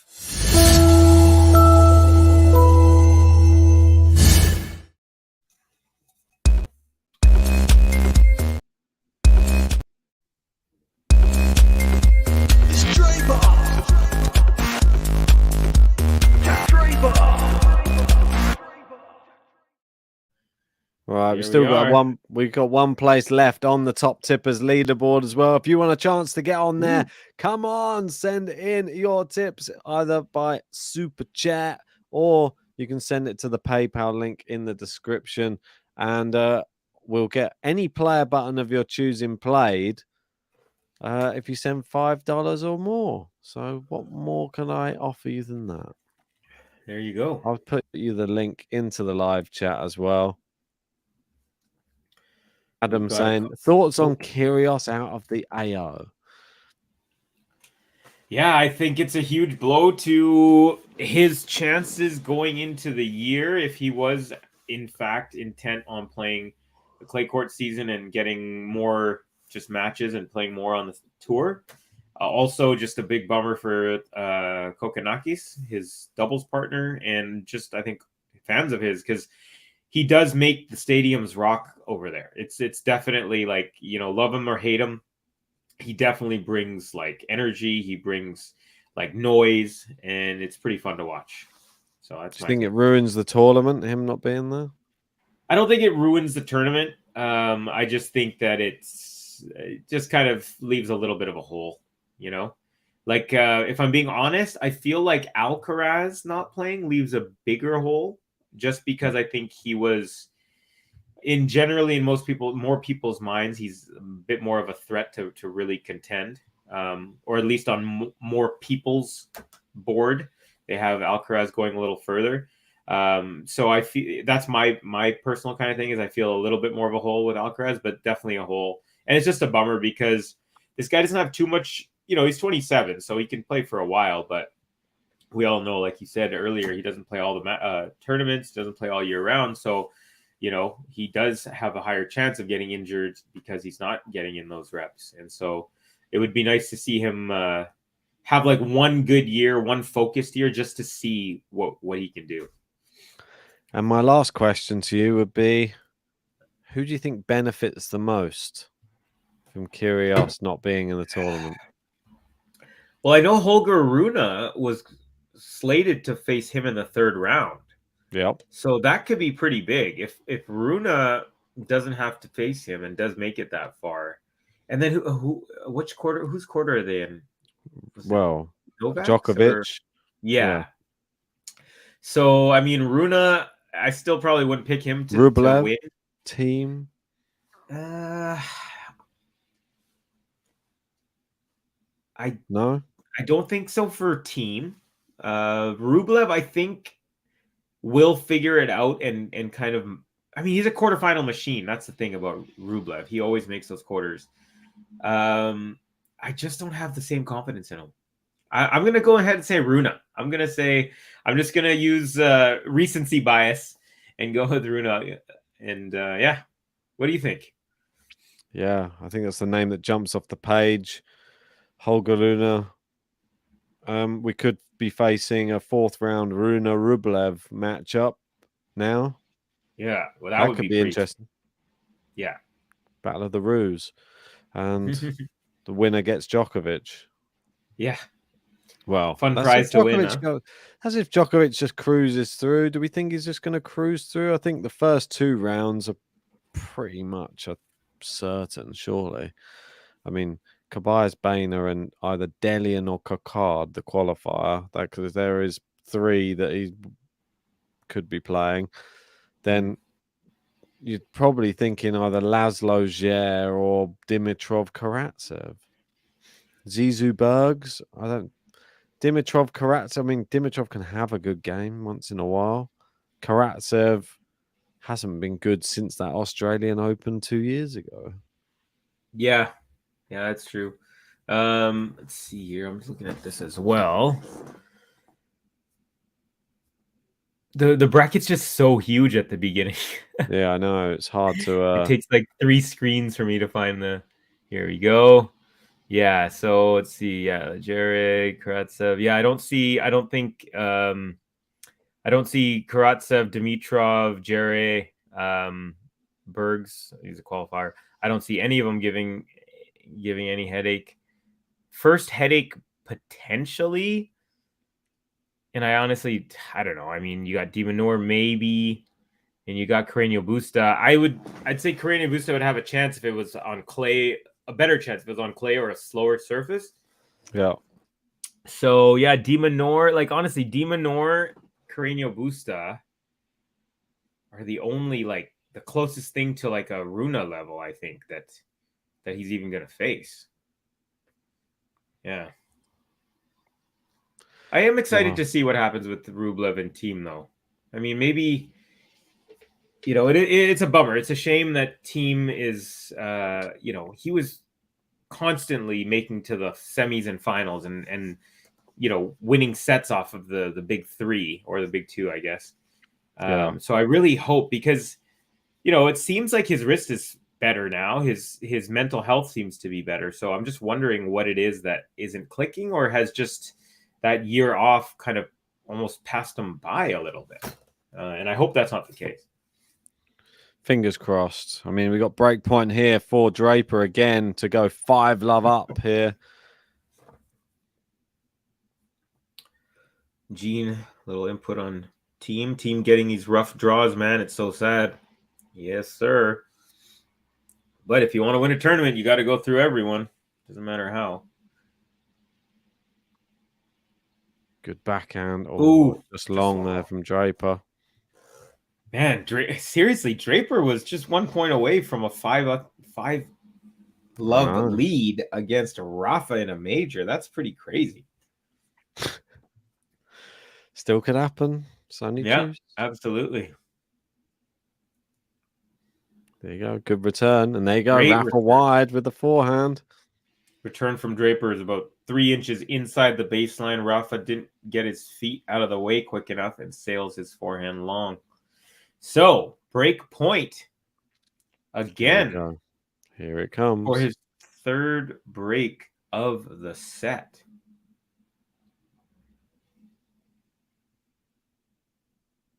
Okay. Okay, I was going to say it looked kind of weird. Like I thought in the first game, I thought it was a let and it was an ace. This time I thought it was in and it was a let. Escobedo broken already in the second. Ooh. Terrible. Down the line from Rafa, too good. Beautiful. Saves 1 break point. Back to deuce. Deuce. Peter saying, yes, sad for team, no mercy, almost Murray-like draw. Yeah, some guys just seem to have tough draws. But I remember thinking that Casper Ruud draw for the French Open, I was like, oh my God, like, you got Zverev on one side, you got Rafa, you got Djokovic, you got Alcaraz, there's someone else as well. I was just like, this is crazy. And then Casper Ruud on the other side. Yeah, and Casper Ruud. And I mean, you can't fault the guy for having a lucky draw, but there is something in your brain. You're like, that was a really easy draw. Oh, is that wide? Oh, just. Yeah, just unlucky. A hair wide. He was going toe to toe with Rafa there on the forehands. Yeah. As the game approaches 5 minutes. So Rafa's games are long and Draper's games are short. It's a very, very good sign if you're a Draper fan.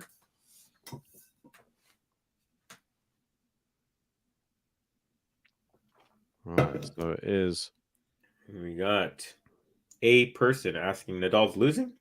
He's up a set, but he's down 4-love in the second set. So not losing technically, but the momentum is surely not on his side. First time major break in the second. Shank there from what's his face? Jack Draper. Jack Draper.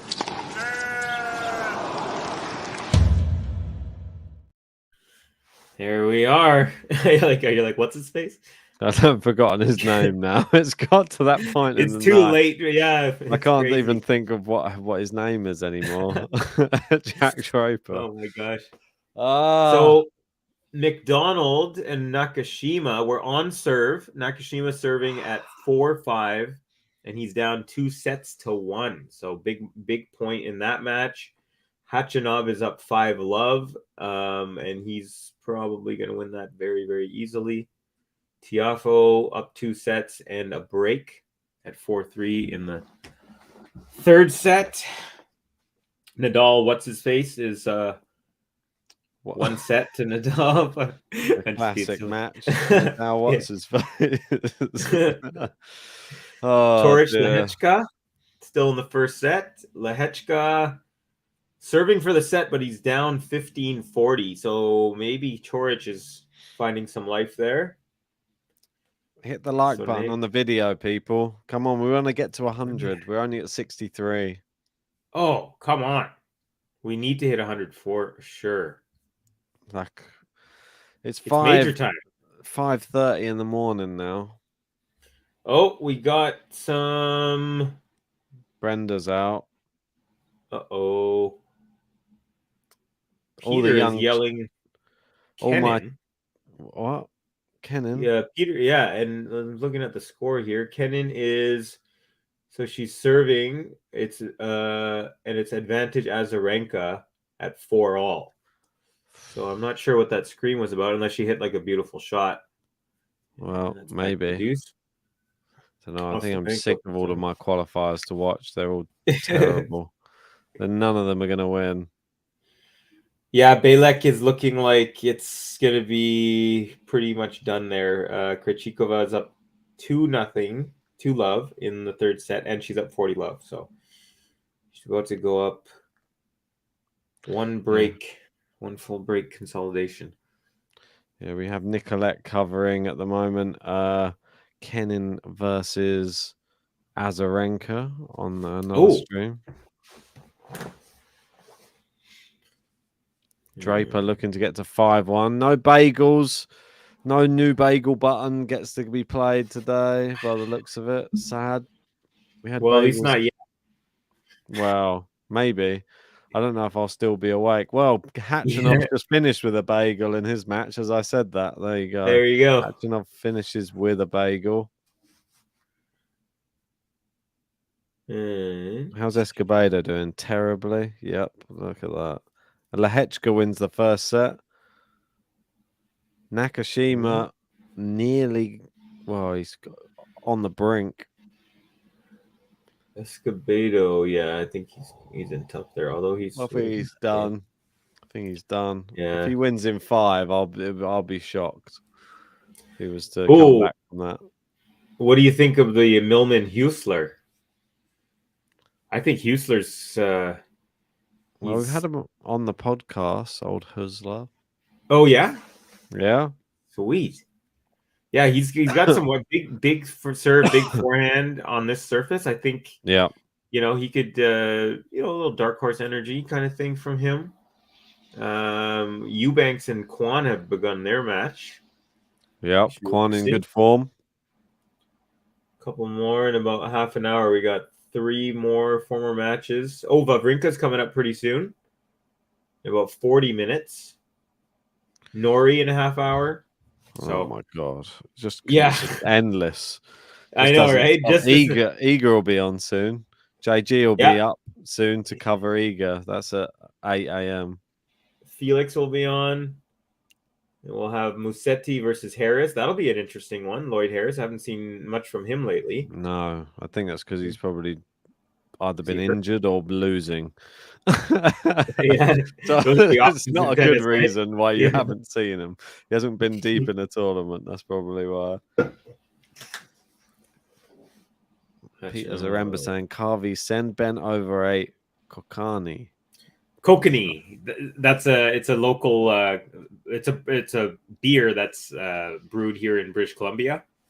Their slogan is Glacier. It's called Glacier Fresh Tasting Kokani. So Kokani is the name of the beer, and they actually use like water that was melted ice from like the mountains. Oh, I thought it was like water mixed with cocaine or something. No. Wake him up on the other end. Oh shit! Some Kokani. No, it's Kokani. It's the first beer I actually drank in my life. It's pretty good. It's one of those. It's like if you live in the States, you'd have Budweiser, Bud Light type of thing. Terrible. It's just like that generic, but it's like the Canadian BC version, and I would say that it's definitely much better than like even I can't be drinking Budweiser. Yeah, it's terrible. Not that good. No, it's not real beer. Like an American style of beer. Yeah, like a sweet beer. Like, put sugar in it. They'll like it if you put sugar in it. Brilliant. There's this one Hefeweizen that I really like.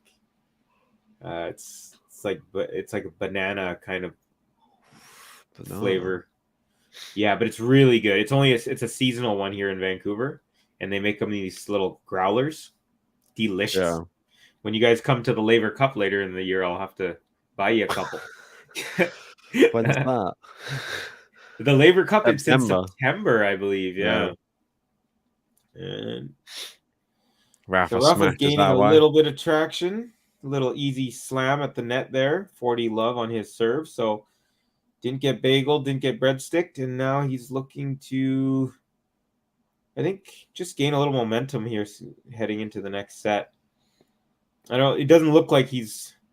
Sometimes you can tell when Rafa's like, I'm winning this set, or I'm going to give it all for this set. He doesn't have that look in his eye, but he's definitely doing better. First serve is long there. I think he was going for the serve and volley because he jumped towards the net after that serve.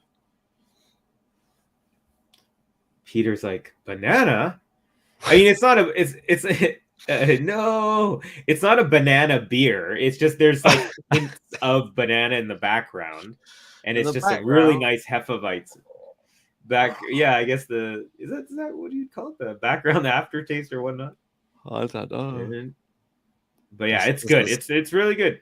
All I'm saying, Peter, is don't knock it till you try it. Although I do not like eating mushrooms, and so I won't try those, and I will knock them. All right, Rafa trying to put this game away. Ben trying to stay awake. That's it, mate. Rafa versus what's his face. What's his face is 5-2 up though. And one more serve away. He has a nice face too. Like, isn't he like a model in his? Is he like kind of like the Berrettini, whereas? Yeah, he does a bit of modeling as well. Yeah, tough life, huh? Yeah. Get to travel all over in the warm places, and then I get to be a model. Why not? Get sent free clothes, free everything. Yeah, it just wasn't my lifestyle. I was like, forget it, Cove. Don't go into the modeling. No, just pay for everything. I don't think. Yeah, the normal right? life sounds much more fun. Yeah. Well, who wants to have stuff for free? When you can buy it. All right. How's Kenin getting on? Oh, she's 5-0 now. Yeah. So they're on serve. Oh, yeah. I think that one's gonna go. I think that one's gonna go 3. Tara Daniels 3 love up.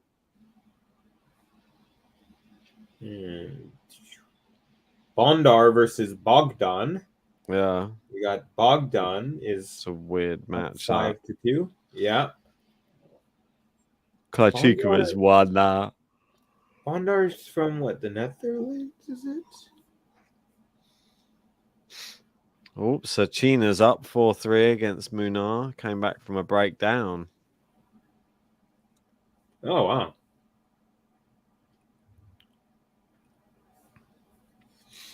Oh, Rachel saying Draper and Raducanu both so talented and good looking. Helps. Oh, yeah. How are they not together? Maybe one day. They're still young. Just throwing them a mixed doubles pairing. Imagine, huh? You get Draper wins a major. You already got Raducanu's 1-1, and then they come together. You think they're going to be Agassi Graf Part 2 or something? Yeah, there you go.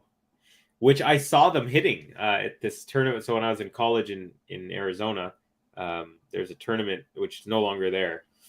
But I watched Agassi. He was still playing, and Graf was retired, but they were hitting together. A little practice. Draper wasted that one. He could have gone cross court there. Decided to go back where Rafa was standing, and Rafa hits a effortless winner cross court. Totally. Yeah, you hit it there. You totally should have. I don't understand. Like, sometimes you're trying to trick the player. I get it. You're trying to wrong foot them. Yeah. But when they're that far, like Rafa was literally on the sideline. Yeah. When Draper struck it, like, it's just better to make them run. Like, why even not consider it? It's long from Rafa there. 2 points away from being level in this first round matchup against Jack Draper. I stupidly in the draw preview said this is going to be 5 sets, but I thought Rafa would win in 5. I just thought it was a tough match. I thought Draper in form Draper against an not in form Rafa. It's just it's a nightmare. Yeah, well, I got more and more like yesterday, I was like, okay, this could be a 5-setter. This morning, I was like, okay, it could be a 4-setter. By the time we started the stream, I'd kind of been like, I think Rafa's going to kind of pull through the experience and all that stuff. But yeah, there it is. Draper is showing some metal here. Really nicely done. It's pulling the drapes. Yeah. It's Draper.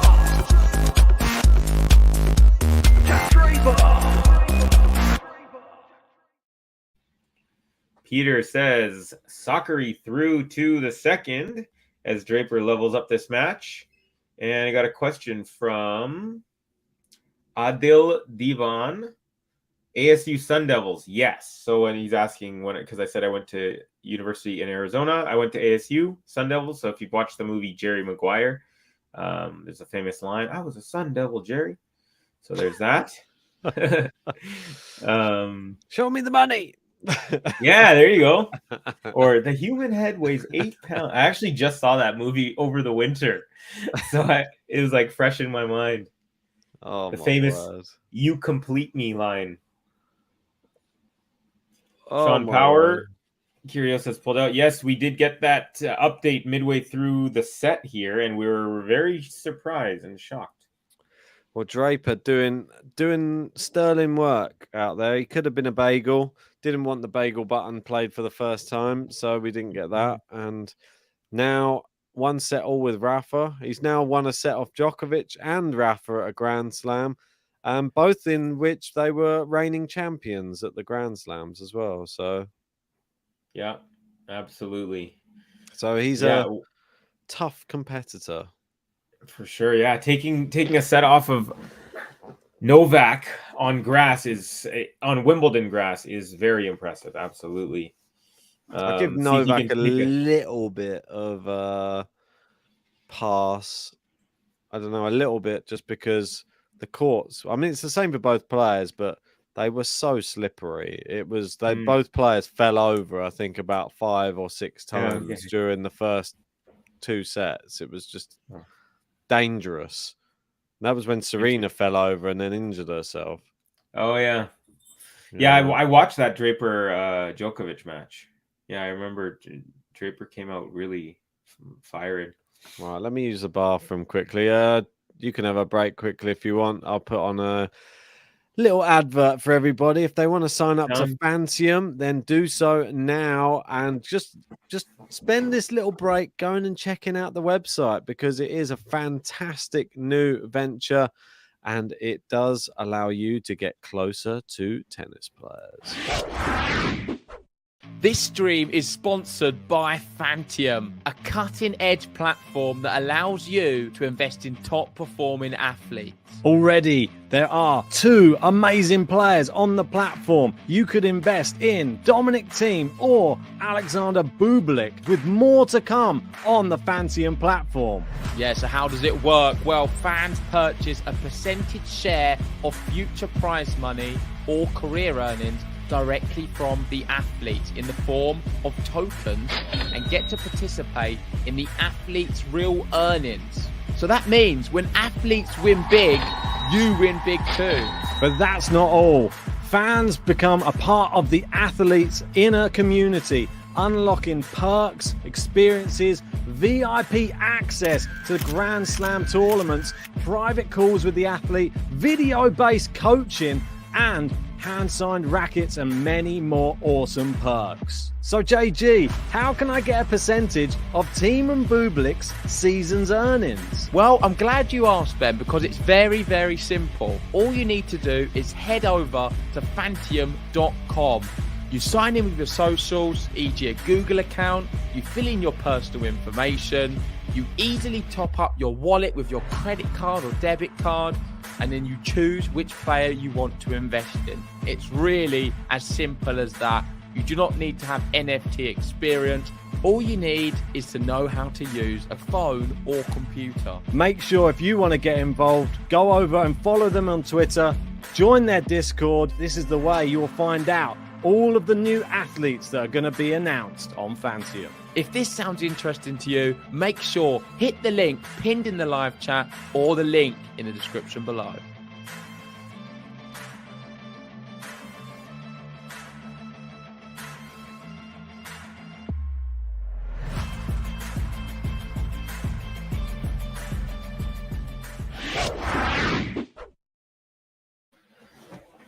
Right.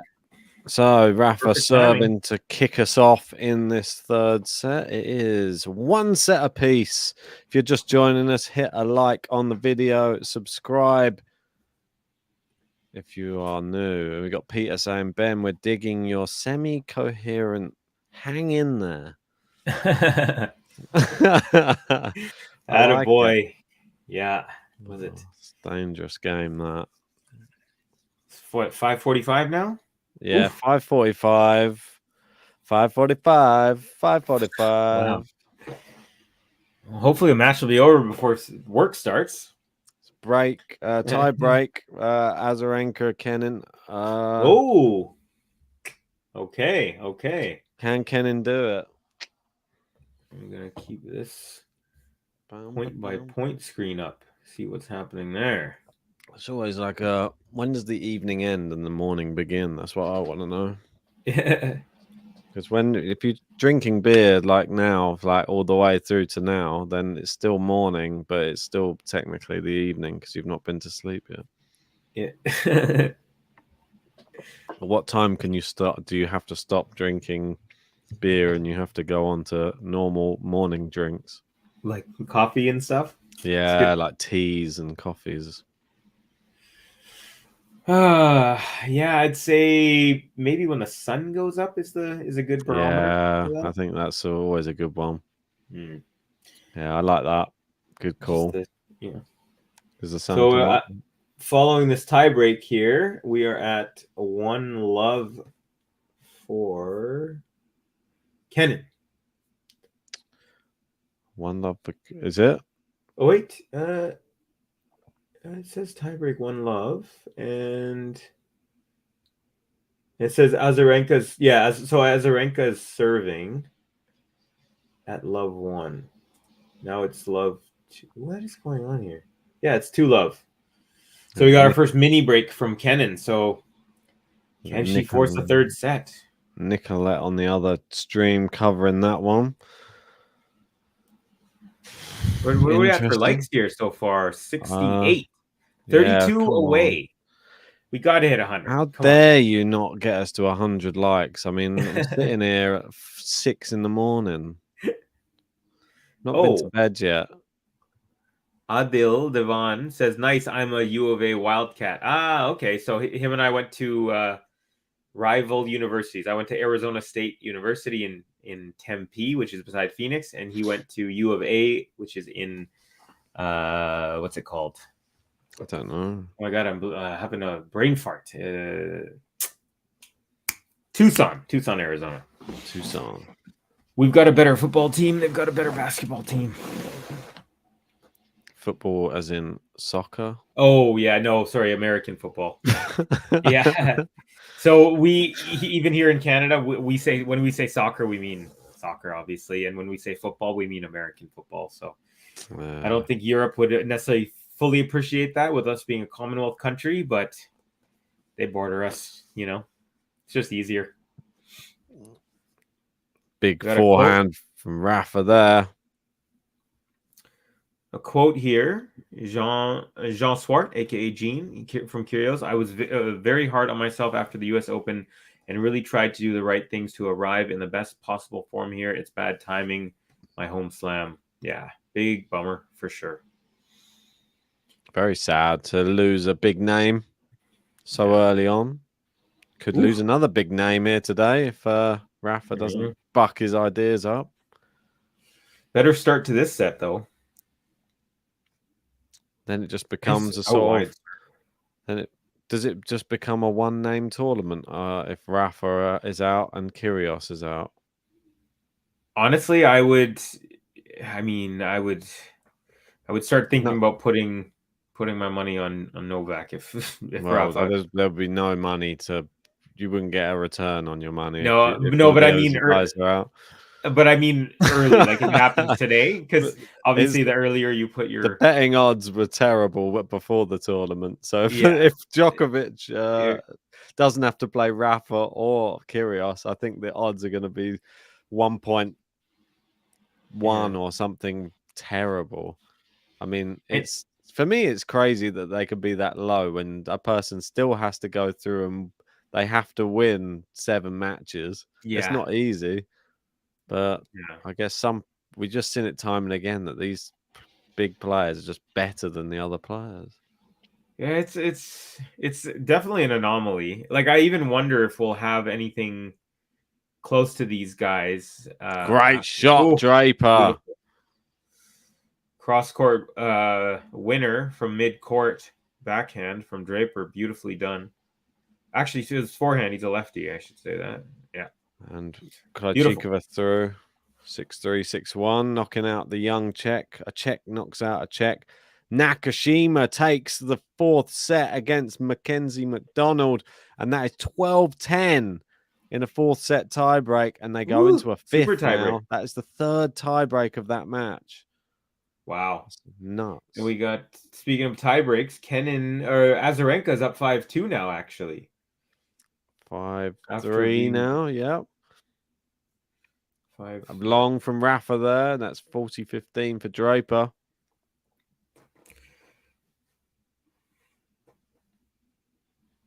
Rakimova losing to Baindl at the moment. Setting a break. Escobedo just losing. Useless. Nice ace for Draper.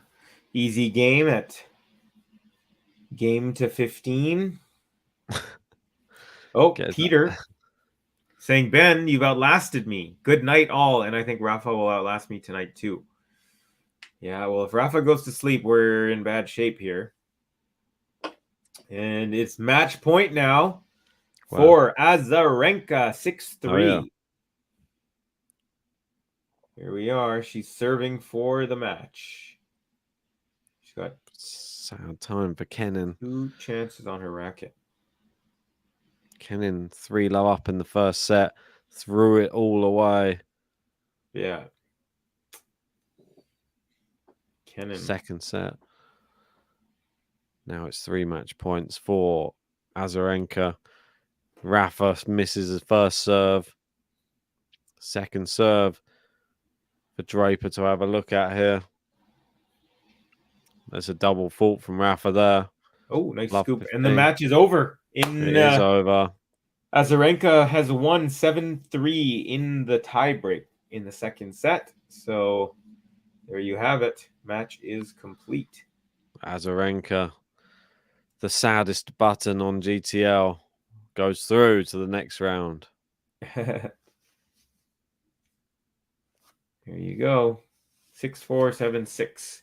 So we have one former champion left in the entire women's side, and that goes to Vika Azarenka. Cheers to Demario there saying, imagine Rafa goes out first round, bracket killer. And that's $5.78. Like, it gives me saves me at this time in the morning trying to work it out. Thank you, sir. So I know I don't have to try and do the conversion. Nice. What's PLN? Polish something. Ah, very cool. It's Polish something. It's Lukasz is the name. If I spell it wrong, just tell me and I'll change it. I think that's how you spell it. I'll go with that. Cool. Go. But yeah, Kenin out, Azarenka through.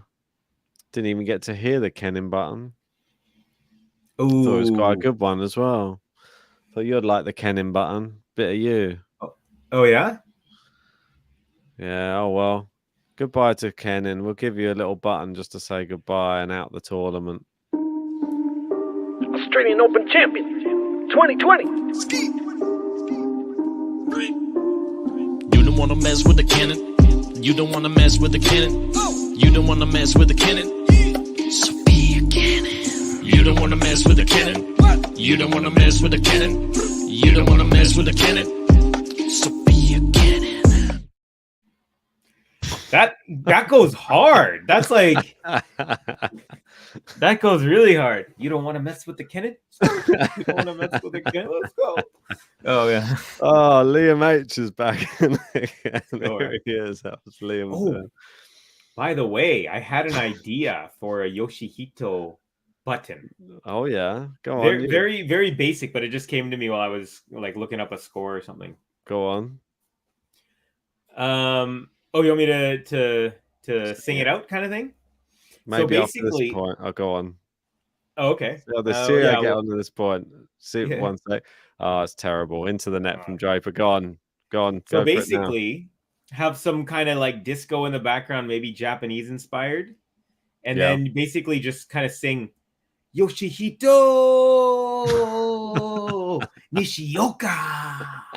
And then maybe have some like ad libs and stuff, but have like, I was thinking some maybe Japanese inspired kind of disco in the background, like something equivalent to like boom, boom, boom, boom, boom, boom, boom, boom, Yoshihito, you know. So it just gave. I was like, I gotta tell Ben about this. I thought about just yesterday. I think you should create that button now. I feel that if you did that, then that is the new Nishioka button. Okay, I might have to see if I can. Yeah. Because I could even just do the instrumental with my own, you know.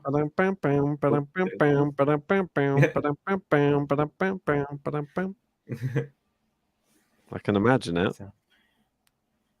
And we got Demario Anulinar saying J-pop style, huh? Yeah. That's just how it felt in the moment.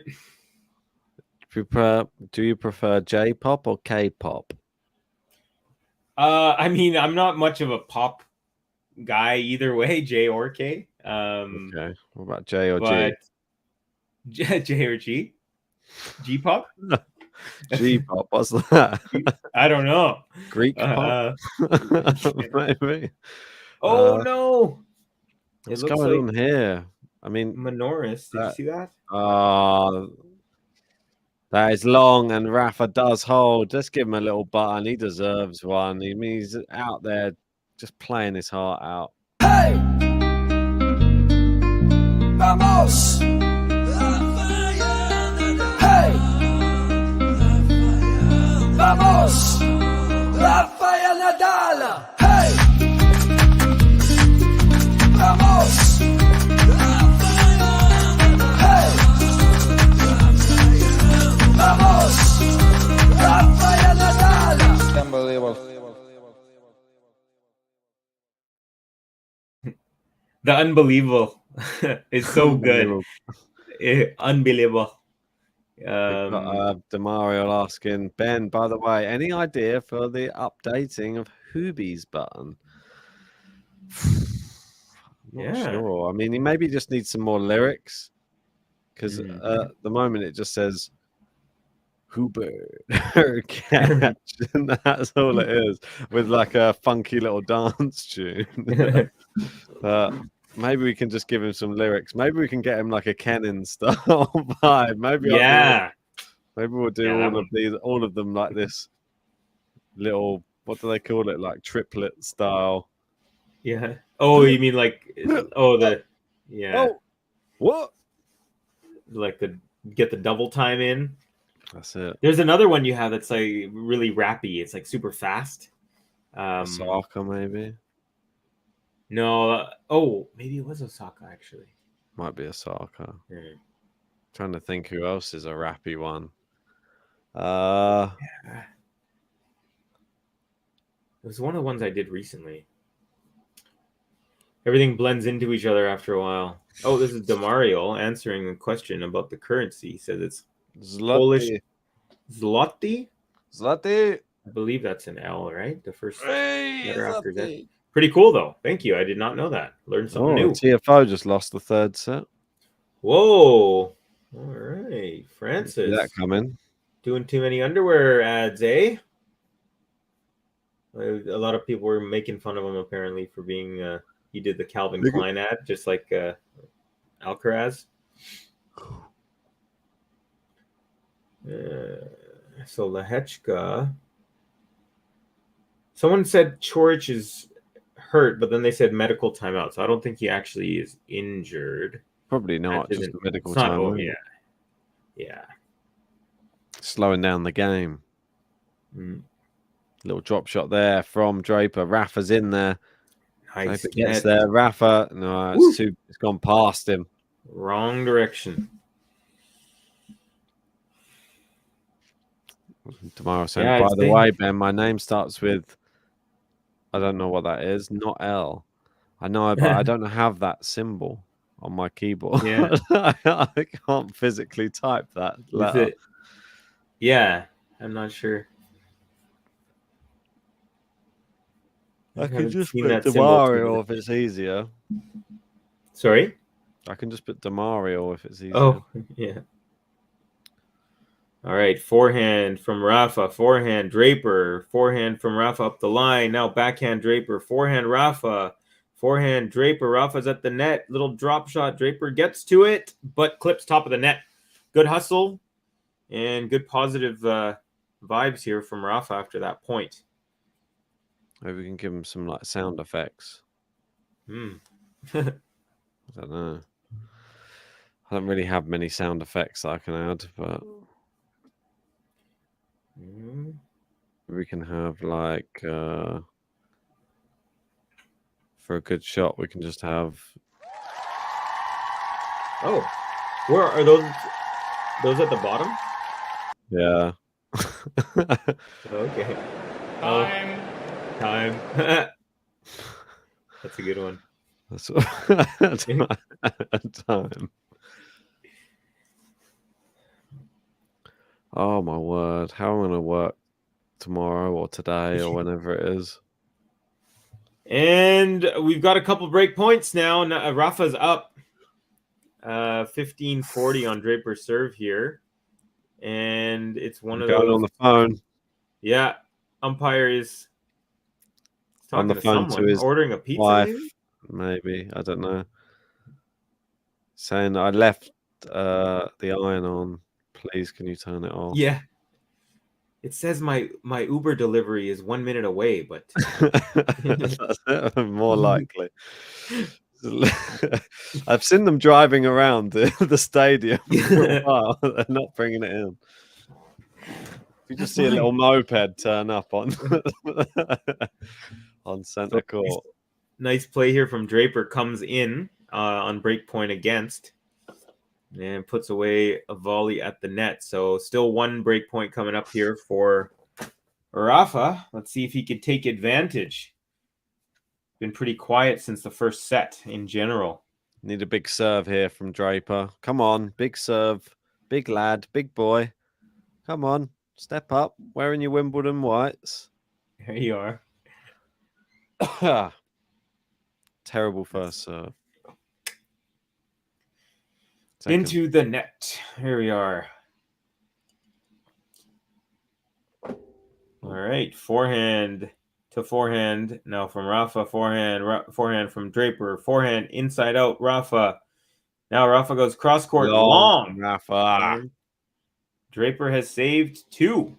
Nicely done. Yeah. So did you guys get any of those Wimbledon towels when you were there last year? Yeah, I got a Wimbledon towel. Nice. I just use it as a bath mat at the moment. Oh, yeah? Yeah. Yeah, I mean, in the end, it's a towel, right? You don't have to put it up on the wall, but they're very distinct, those ones. I mean, it's just, I normally just leave it in the tennis bag, to be honest, just as a tennis towel. At the moment, it's made its way on the floor, so it's now just a bath mat. I think the bath mats are being washed, so I just use that towel. Yeah, there you go. Rather than use the nice towels. That way I can just feel like I'm standing on Wimbledon. Yeah. Being propped up by Wimbledon. I feel like I'm... Yeah, it's I guess did you get any sleep at all in the day, or I guess because you've been coordinating everything, right? Yeah, that's no wide by Rafa. The last time I slept was, I don't know, I tried to sleep long as possible, and I think I tried to just every time I woke up this morning, or the last morning, I just tried to force myself back to sleep again so that I would be able to last. So I think I woke up eventually at like 12, so it was like midday, but still it's still not enough. Draper forehand, come on. And playing all right, but Rafa got him moving around. Yeah, Yugoslavin. Good morning, everyone. What time is it where you are? It's 6 o'clock here in the UK. If you're just joining us, hit a like on this video because I've been up for ever. Wow.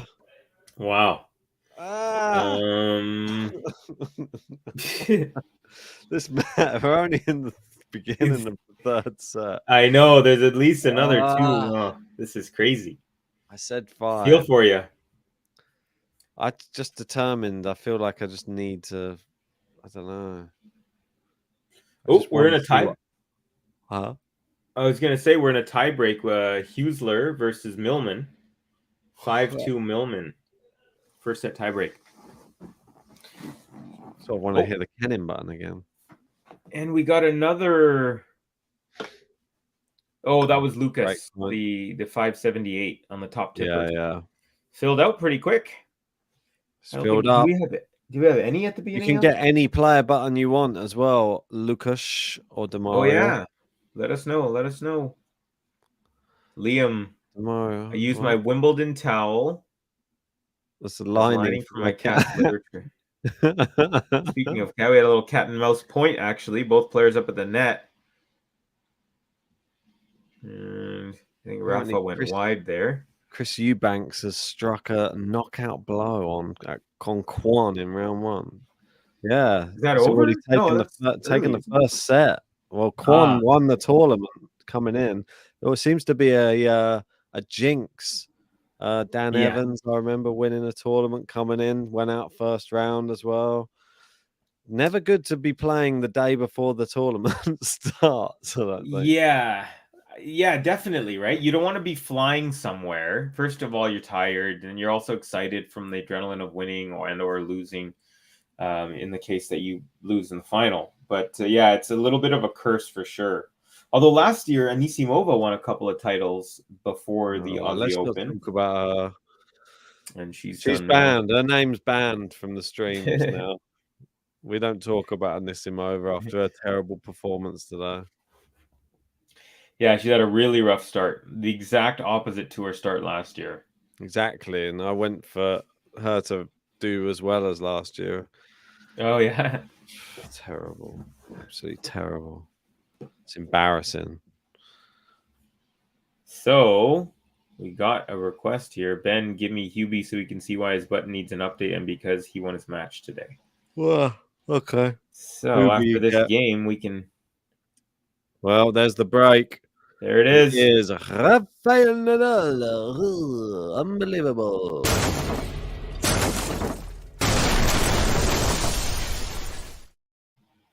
Rafael Nadal. Hey!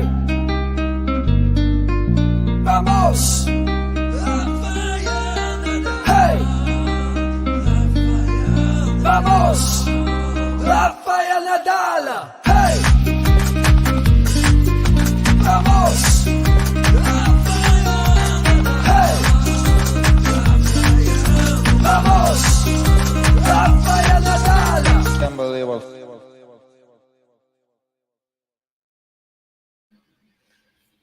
There you have it. So do we have the Hubie button? I think that's what Lucas was I'll get saying. it played in the next changeover. Okay. Yeah, I couldn't find it there. You sure you didn't mean the Kenin button? Sorry?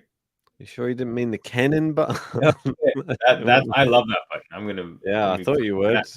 It's up there. It's a Definitely. Harvey Street, that one.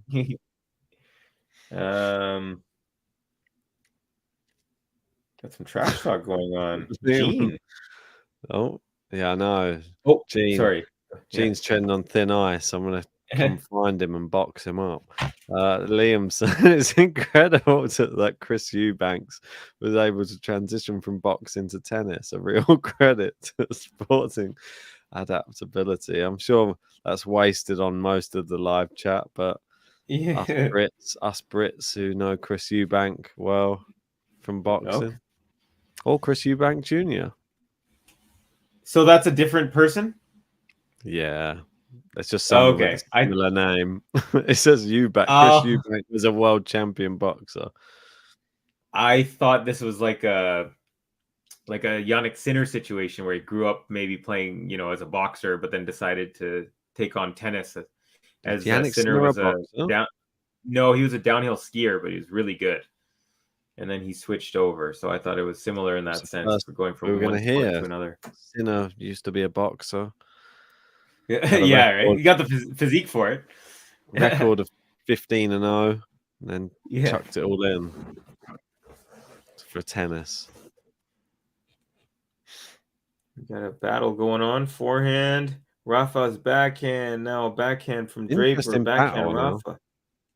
Yeah, Draper hangs in these rallies really well, and Rafa's yeah. I mean, he's overpowering Rafa in some of these rallies, which is credit to him. If he breaks him straight back here, it would be impressive. For sure. If you're just joining us, make sure to hit a like on this video. That thumbs up underneath really helps us out. Subscribe if you're new to the channel. We're trying to hit 50K during the Australian Open.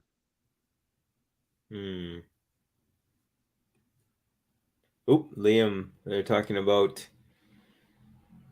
Kyrgios. No, but also said he'll take out Joker on his way, so now I have Joker winning. All right, that's valid. No, boring. Got a backhand battle here. Who doesn't have Djokovic winning now? Probably. If you have Yeah. Medvedev, maybe a surprise person to win. Felix. Does Medvedev have it still? Tsitsipas. Yeah. Tsitsipas is another one. I'm just not sure that.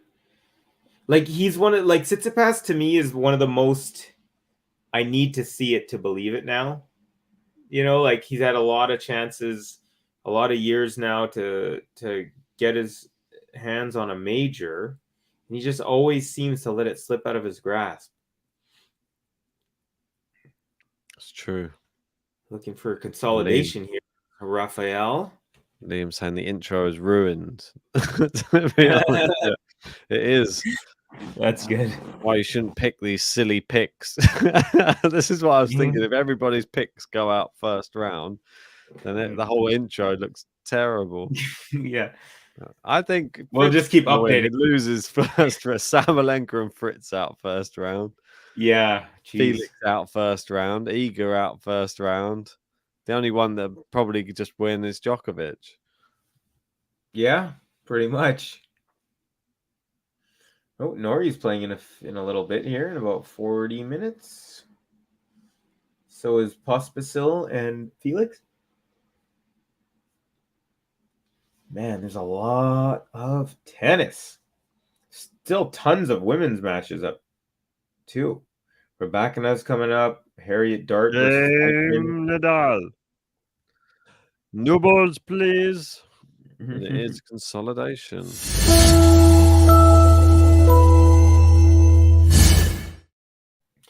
This is for you, DeMario.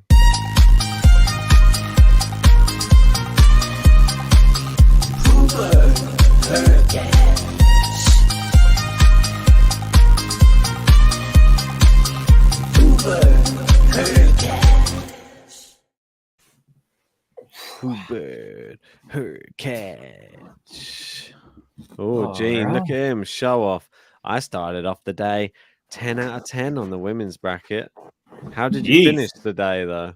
Yeah. Starting it on 10 out of 10 is good. If you end it on 10 out of 20, not so good. Yeah. I don't know what mine is. I refuse to look. I don't think it's going to be great. I don't think it's going to be that pleasant viewing. Husler takes the first set against Millman in the tiebreak. Lehechka makes it 2-0 against Borna Choric. He's having a great time out there. Well played. Wow. And Anesco Escobedo 2-0 up in the third set against Tara Daniel. Could he make a comeback? Not so sure about that one. Nakashima and McDonald in a fifth set. 3-2 on serve. And TFO 2-1 up on sets and on serve in the fourth. Here we are. This Millman Husler, it was 5-2 Millman in the tiebreak, and now it says Husler's won that set, so it must have been quite the comeback. We got Sonego Borges playing as well. Sonego up a set to love. Kubler up 6-4 and a break in the second, serving for the second set. Sachina, the Czech player, said to watch out for him. I should have just had him as my qualifier. I'm such an idiot. Just picked the wrong people. That would have been a good, he did really well in qualifying. Oh, yeah? He beat in the final round, he beat this guy, Reedy, who I really like. I think he's a Swiss player. Yeah. A 20-year-old Swiss player who's pretty good. Nice. I know, but I didn't pick him. I think I got Sachina going. I think that's how I say his name. Sachina? Sachina. I think I've got him going about to third round or something to play Rafa. That's what I had in my bracket. Wow. Yeah, he's doing pretty well against Munar. Up a break. Up a We've got set. Jamie Drummer in, the drummer boy. Says, hey. What's up, Jamie? Got a Rafa fan just popping in. Veronica Nichols. Go, Rafa. Rafa's going to win in 4. That's what I said pre-match. It's still happening. Poor Ben. I fucking lost the whole thing. And battle up the middle here. Rafa forehand, Draper forehand, Rafa forehand, Draper forehand, rips it. Cross court. Yeah, you're right. He has the power to not only, put winners away, but just to take over points, which is not that easy to do. Yeah, impressive. 22 winners for Draper, 26 for Rafa. They've got a bit skewed on our scoreboard. I was going to say I'm a little off. They got Nadal's bang on, but Draper's off. I think they're biased. Biased towards Rafa.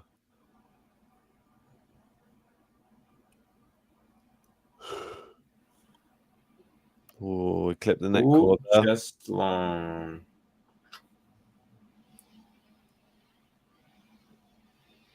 Yeah, Jamie saying, I just woke up to that Kyrgios news. Can't see how Djokovic doesn't make the final now.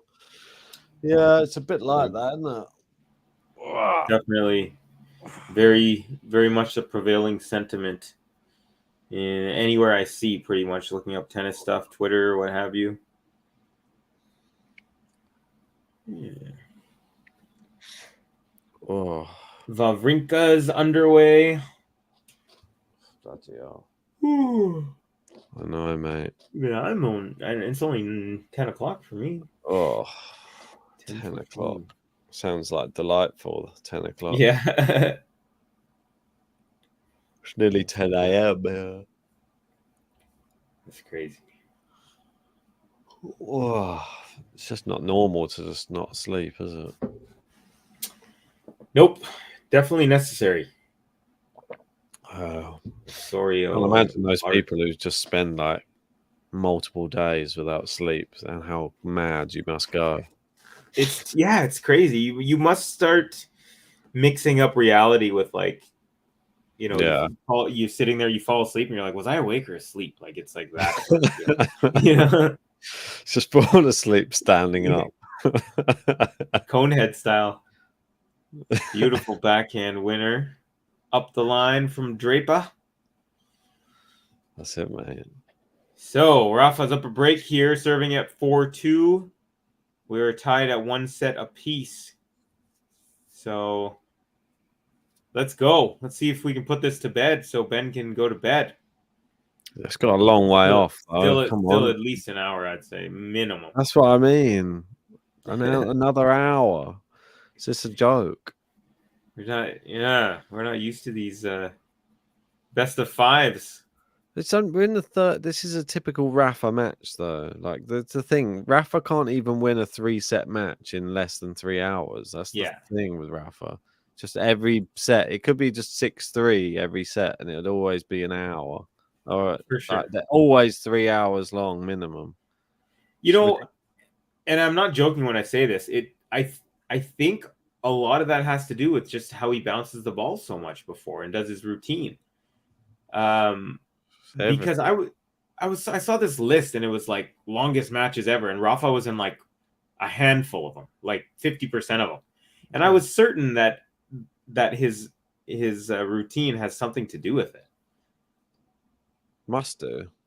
Yeah, it has to. I mean, because some guys, they come up and they just 3-4 bounces and boom, within 12-13 seconds they're like serving. Yeah. All right. 4 aces now for Rafa. Half the aces the Draper has. And who is that there? Even if I was to go, I don't think you can watch the match if I go, can you? I was going to say that's something I'd have to figure out. I'm also going to have to figure out another service because Yeah. I wonder if they just do a specific blackout for Canada, but I'll look it up. I found another one. I tried to put some deposit in, but it wasn't accepting. So could you not VPN it? Oh. Actually, yeah, I think I could. Do you have VPN? I do. So I wonder if I had one and then got rid of it, and then a buddy of mine actually just sent me his credentials a couple days ago. So I didn't even think I'd do that, because then I could just watch the Bet365 from the UK if you guys have it without the blackout. And yeah, it's a bummer that happened too, because I never had any issue before that. Yeah, it's a bit strange. It must just be like some sort of deal with the Aussie Open. Draper threatening a break here. Just could be a big moment, this.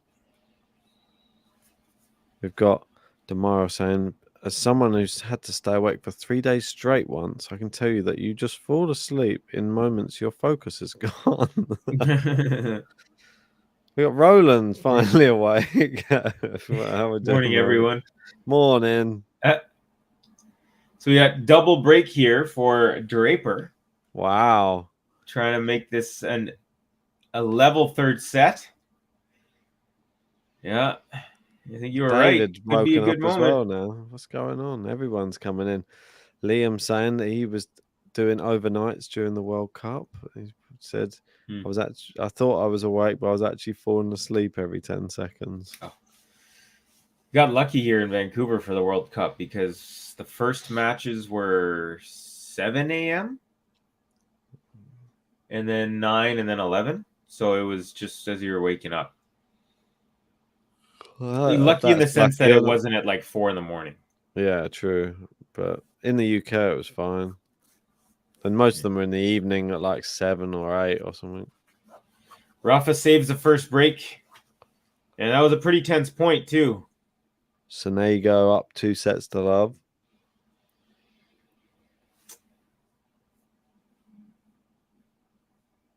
Oh, Liam, thank you for that, because that's what I would be doing. Very temperamental.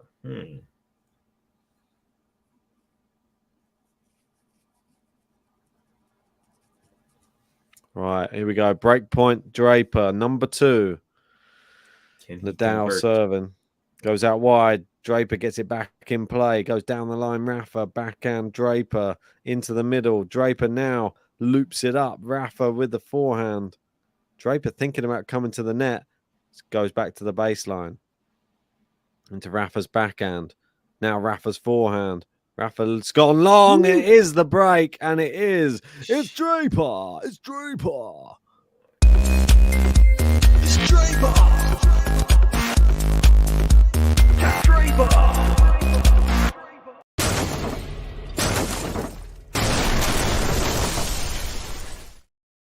It's Draper. There it is. Draper. He's getting a lot of stuff put on his right leg, isn't he? In between a lot of the sets, he's getting this right quad, hamstring, that whole section changed up. Yeah, that's the thing about Draper. Always seems to have something niggling him. Hopefully it's not nothing too big. I feel like I know probably how Joe Biden feels when he walks around now. Oh yeah. It's probably like in this type of state all the time, where he's probably like trying to keep track of what's going on, and if he takes his focus away for a minute, he will just say random like stuff, won't he? Yeah, he's definitely can make a little greatest hits album with his gibberish. Yeah, I mean it's a bit weird. I mean it's not quite right, is it? Well, you get to tell us what it feels like to be American president for a few hours. Yeah. Well, Escobedo could be Mexican president soon if he continues playing like this. There you go. 4-1 up in the third set. Snahil says, amazing fight by Draper, even with his injury. I hope you know that he has cramps. So maybe that's why they were doing the leg stuff. Thanks for that, buddy. Indeed. Anybody want to send in some super chats just to get some player buttons played? Come on. Do it for Carvey. He wants to hear him all. And I want to hit 100. I really oh, actually, where are we? 78. We're close now. We can even hit the 100 button, the 100 like button. That's another one that I want to get a little action on. I know. Munar down it's the first day of the Australian Open. We've not got to press it once. Crazy. And no bagel button for us? Well, that's more depressing. Yeah. I actually haven't even heard it, even like, when I was on my own. I should have given it a good give it a little press. Smash.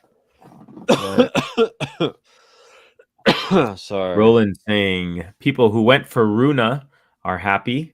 Yep. We were saying that we think that is the biggest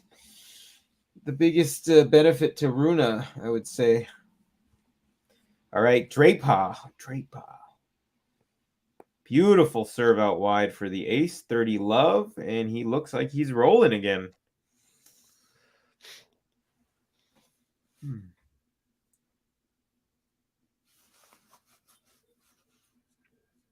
Ooh. Tomorrow saying, give me Barty. Alrighty. That's a retired button he wants. Retired button. Liam's giving you some advice, saying, Ben, get a Red Bull. Trust me, bro. Thanks again for that, Demario. Appreciate that. Another 578, 25 Zlotsky. No, I know I said it wrong. Zloty. Yeah. All right. Go ahead. Indeed. Coria's got a first set now. Federico Coria. Has he taken the first set? Yep, just did. Ridiculous. Over Vukovic. Vukovic needs to sort himself out, I tell you. Whistler. What the hell was Nakashima and McDonald doing? They've been playing forever. Oh, Jesus. Yeah, they're 4-all, and Nakashima's serving 4 hours. Nope, he just got broken. So now Wow. McDonald's going to serve for the match. Oh, my gosh. Right as we looked. I'm going to put this one on. Boom. I thought we were at 4-all. 4-all. They were at... You're talking about that Nakashima match? No, this one. No, this is 4-3. It was 4-2, and then Draper broke. So he's looking to consolidate and get himself back on level.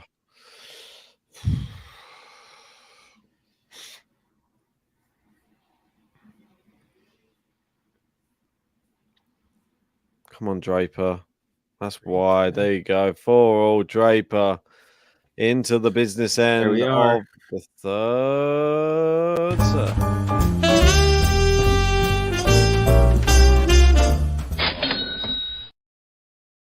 Let's give him some consolidation love as while we're here.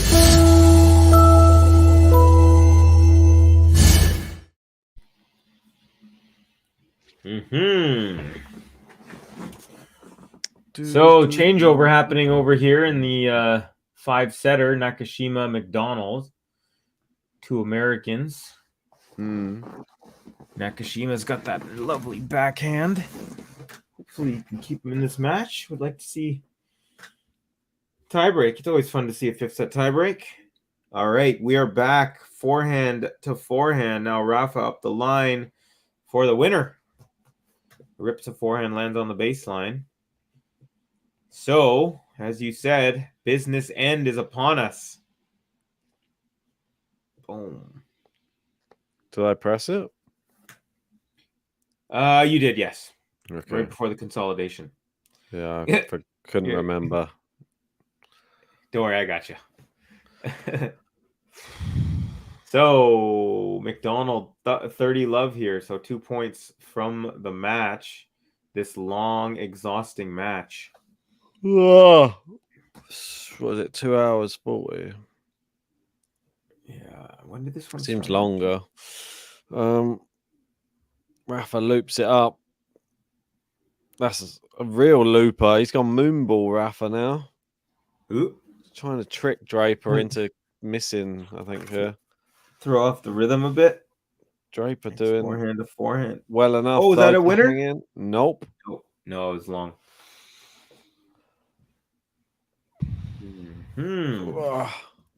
This is not going to be easy sailing for Nadal here. I think he's got to be careful. So 4 hours and 8 minutes in, we have double match point.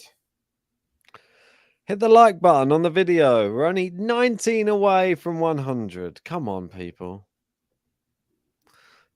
Liam saying, I'm currently sitting on the toilet at work having a rest. Oh my God. Return sales long, so Rafa's up 30-15. Still on match point. One saved by Nakashima.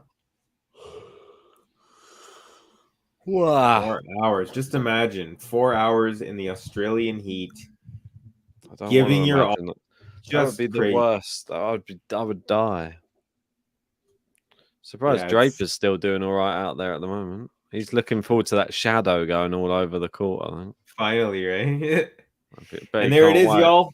McDonald has won. Nakashima is out. 4 hours and 9 minutes. More brackets destroyed. Yeah.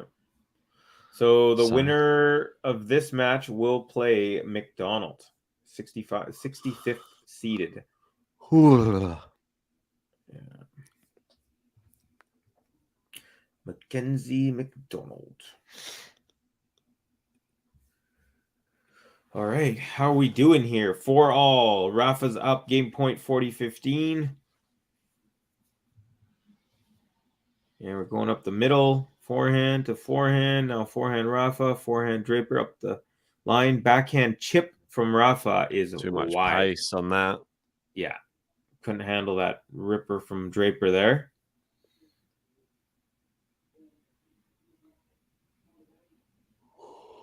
Yeah, you get the feeling that kind of Draper's like in every point right now. Yeah, you can't let him sit up. Otherwise, you will just smash those big forehands.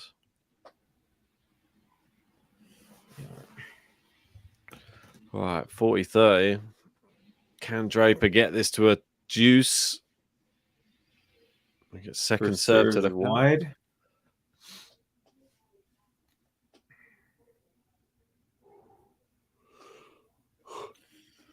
All right. Oh. Second serve. See, it's taking him like 20 seconds after the first serve. Like that's a huge factor in why he's in all these long matches. Now cross court forehand, another powerful one. Oh, that's long.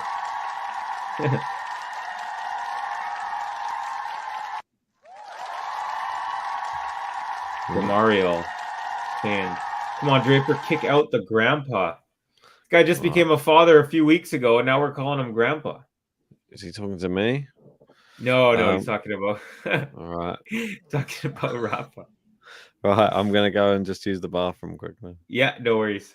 I got you.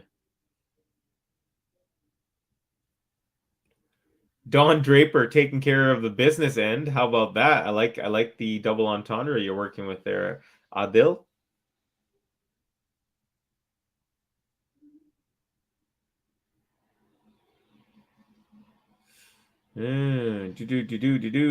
Liam says, feel really bad for Nick. He finally regained his love for the sport. I feel now to have surgery is a real sucker ping. Get well soon, Nicholas. Yeah, huge bummer for sure. Huge. I mean, I was just excited to see what he could do, like what he could do in his home Grand Slam with a little bit of more focus and all that stuff. 82 likes, only 18 away. We are close, y'all. We are very, very close. And how many viewers do we got? 109. So if you haven't given us a like, please feel free to give us a like. Help us hit 100. We'll hit that 100 like button. All right, here we are. Tense moments, y'all. Draper back with the scoreboard pressure. So he's serving at 4-5. Rafa's trying to break here to take a 2-1 lead in sets.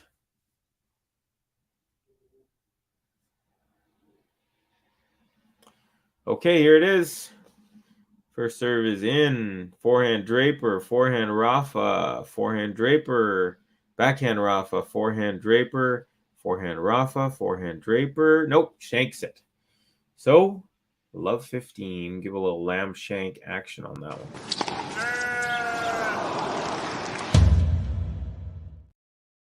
Tense moments here. Tense moments. Gene, where did Ben go? I think he's just taking a quick break. He hasn't gone to sleep yet. But just a quick little break.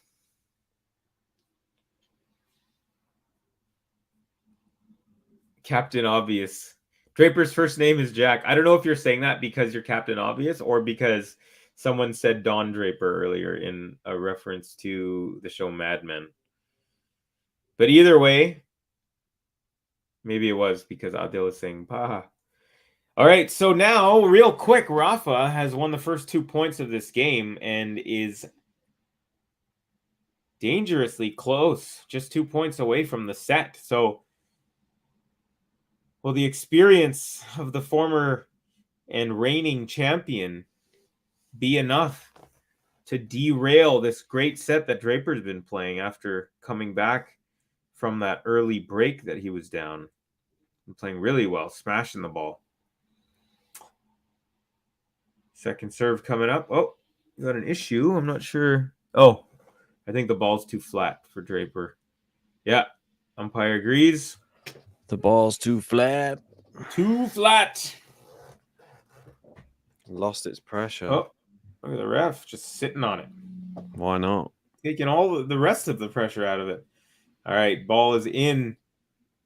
Draper approaches the net. Nice backhand volley. Rafa gets to it, but nope.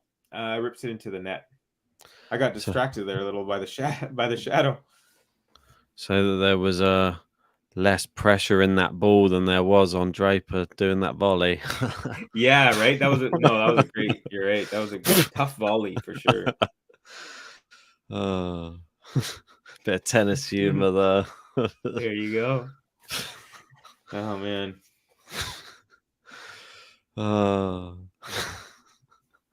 Yeah. What else is going on in the tennis world? Look at Demario. He's like, because I just said that they said, where did Ben go? I said, oh, he's just having a quick little break.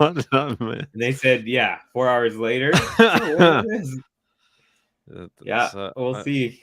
Should have just like one of these invisible beers just to wake me up. I think one more and that's it. That's my limit. No more after this one.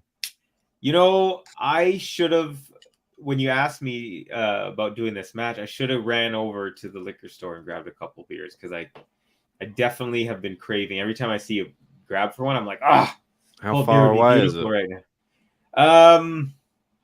It's just like 2 blocks away. How long does it take you to get there? Well, they close in 21 minutes.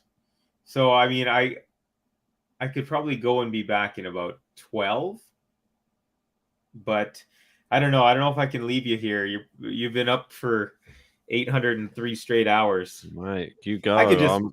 Mate, I've been here many times before. Don't worry. If worst case scenario, you come back and I'm just asleep on the stream. That's the worst that could happen. Everyone else will keep me company. Okay, well, here real quick, tomorrow. Oh wait, that's not what I was looking at. We had Good Talks has a question. Hey guys, should I subscribe? The answer, yes. Not only now, but always is yes. Please give us a subscribe, give us a like, smash those buttons. And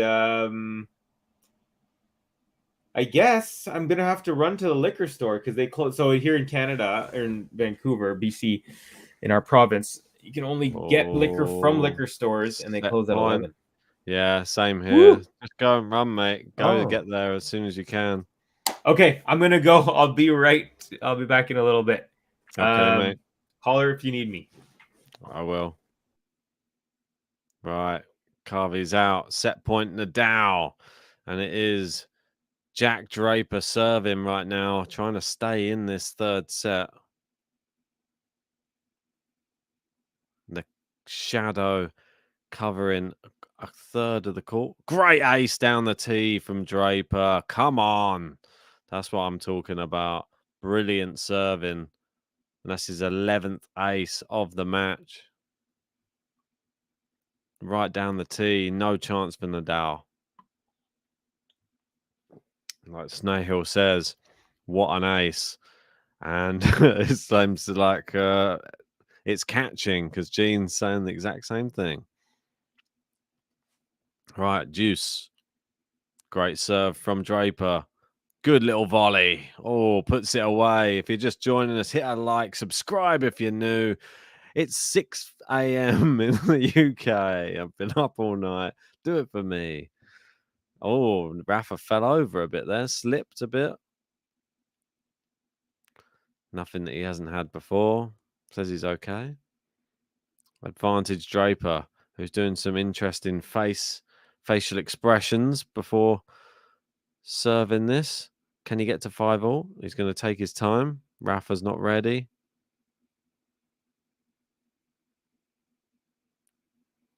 So let and another first serve he'll get. Keeps lifting up his shirt and exposing the tape on the abdominals. Just misses the first serve out wide.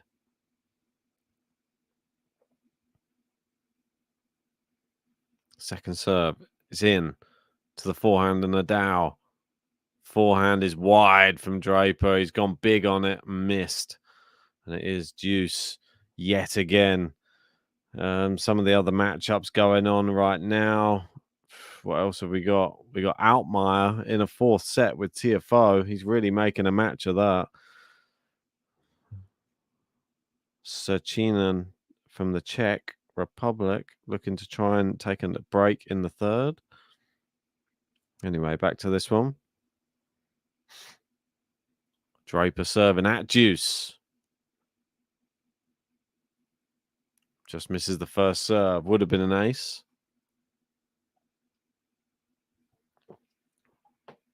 Second serve. It's in. Oh, good depth on the return from Nadal. Backhand slice from Nadal. Looped forehand. Draper goes with the power, attacks the net, has to go half volley. Rafa finishes it easily, and it's set point again. I mean, he just made the wrong decision there. Came in on the wrong shot and then faced a very good pass from Nadal. Had to take it on the half volley. And then Nadal just places it down the line. He's done it so many times before.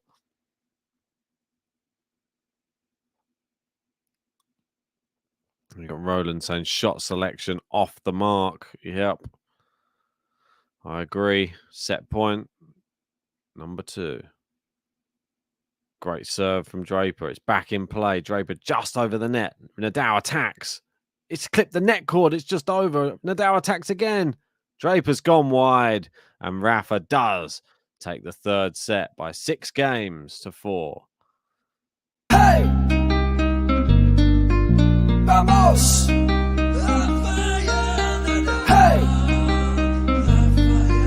Vamos! Rafael Nadal! Hey! Vamos! Hey! Vamos! Rafael Nadal! Unbelievable.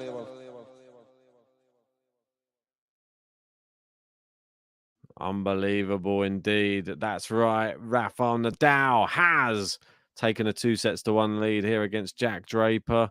And Jack Draper giving as good as he gets. If you are just joining us, then please sign up to Fantium and invest in a tennis player, because this is the future of tennis. If you want special perks and want to be able to interact with your favorite players, this is the place to do it, and you can help them on their careers.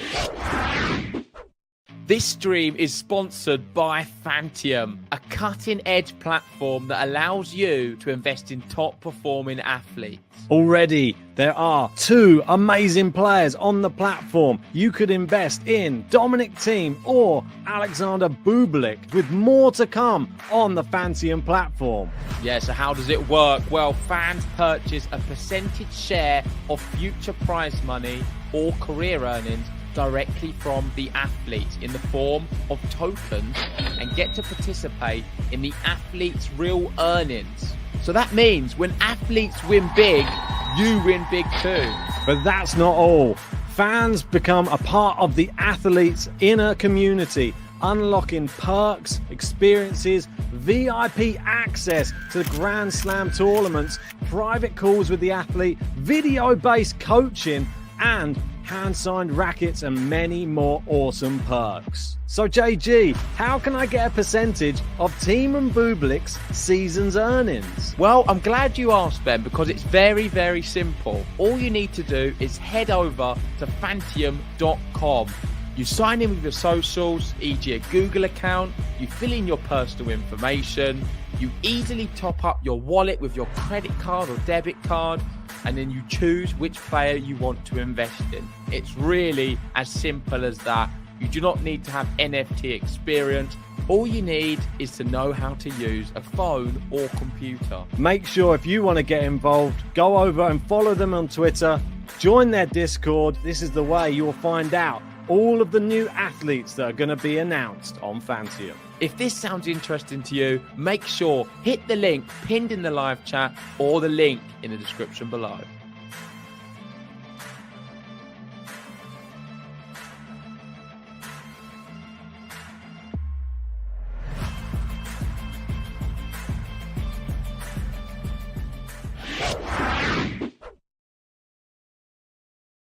Right, we will be back with the action very soon. Let's go around some of the other courts while we are waiting for this one to commence again. I know Jack Draper gone off court for a toilet break, so let's just have a look what else we're dealing with. Yeah, Munar down 2-0 against Achina from the Czech Republic, and now 3-0 in the third set. We've got Kubler 2-0 up against Baez. We got Borges down 2-0 against Sonego. Lehechka up 2 sets and a break in the third against Borna Choric. Fantastic for Lehechka. Love that. Escobedo has just taken the third set against Taro Daniel.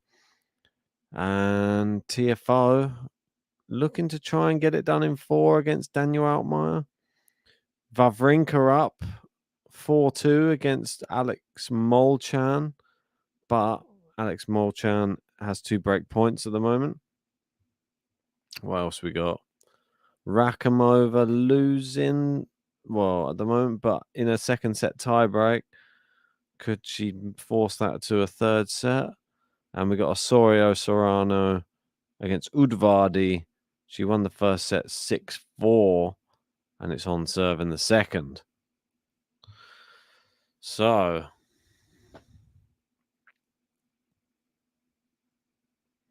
Jamie's definitely not investing in Bublik. Underhand serving and the rest might be worth. He might teach you some of those trick shots. Might teach you how to do an underarm serve. He's up there with the Kyrgios for underarm serve antics, so that's for sure. Draper coming out with a whole entirely new kit, it would seem.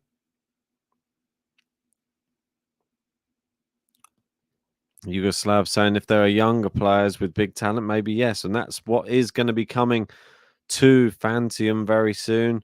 They are going to be having the new breed of tennis players that you will be able to invest in. So that's why it's worth going and checking it out, and just even just clicking the link and just seeing what it is all about over there. You don't have to pay to sign up or anything. You can just sign in using like your Google account.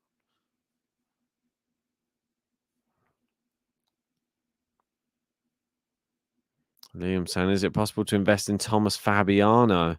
Depends if he has signed a contract with Fantium, I guess. Jamie saying a heart attack moment in this match now over, hopefully. Sorry, Ben. It's fine. Don't be sorry. Why would you be sorry?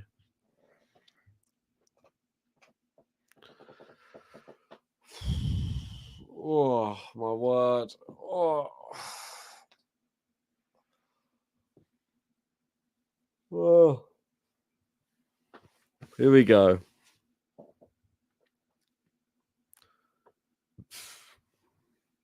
It is the start of the fourth set.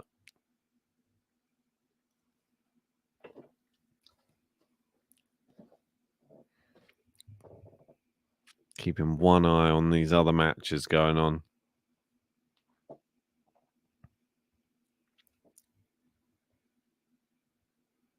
Nadal serving. Back in play. Draper now in the green. Green and white. Different look. Sort of like a turquoisey green, though.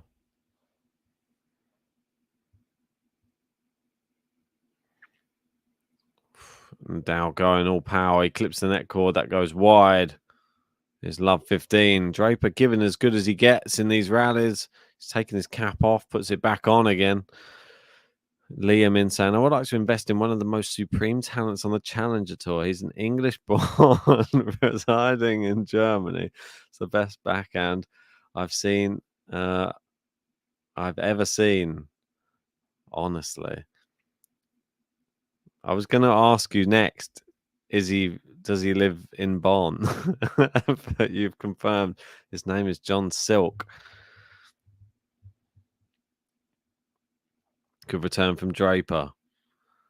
Slice from Nadal. Slice Draper.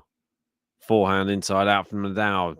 Comes in. Goes to put the volley away, but Draper gets there, but into the net.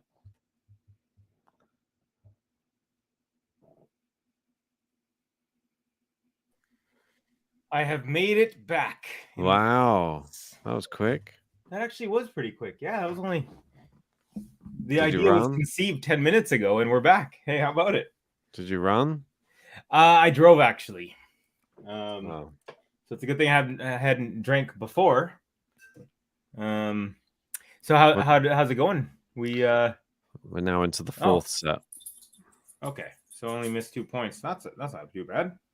No, you went for a long toilet break pretty much the whole length of the time you were gone. It took 6 minutes. What are you drinking? I'm impressed with myself.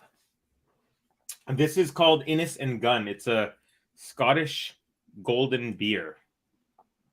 Have you ever had this before? No, I haven't. Where's it from? It's so good.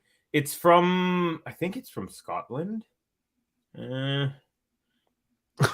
original So basically, they mature the beer in single malt whiskey casks, wooden ones. Interesting. For 51 days. It just says Innis and Gunn Brewing Company. Oh, Edinburgh.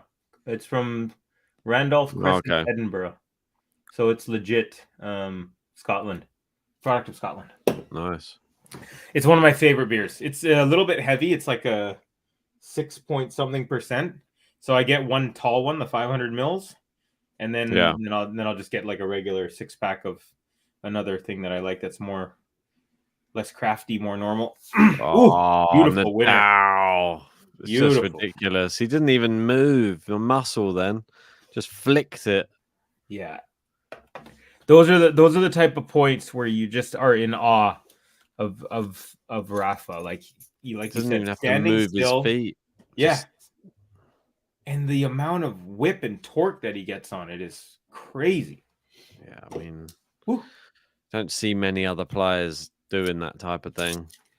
No, absolutely not. That's why I was mentioning to you, or I was asking if you've seen him play live, because I just have always more so than anything else. I've just wanted to feel what it's like to hear the sound of a Rafa forehand. You know, even if just a practice, but live.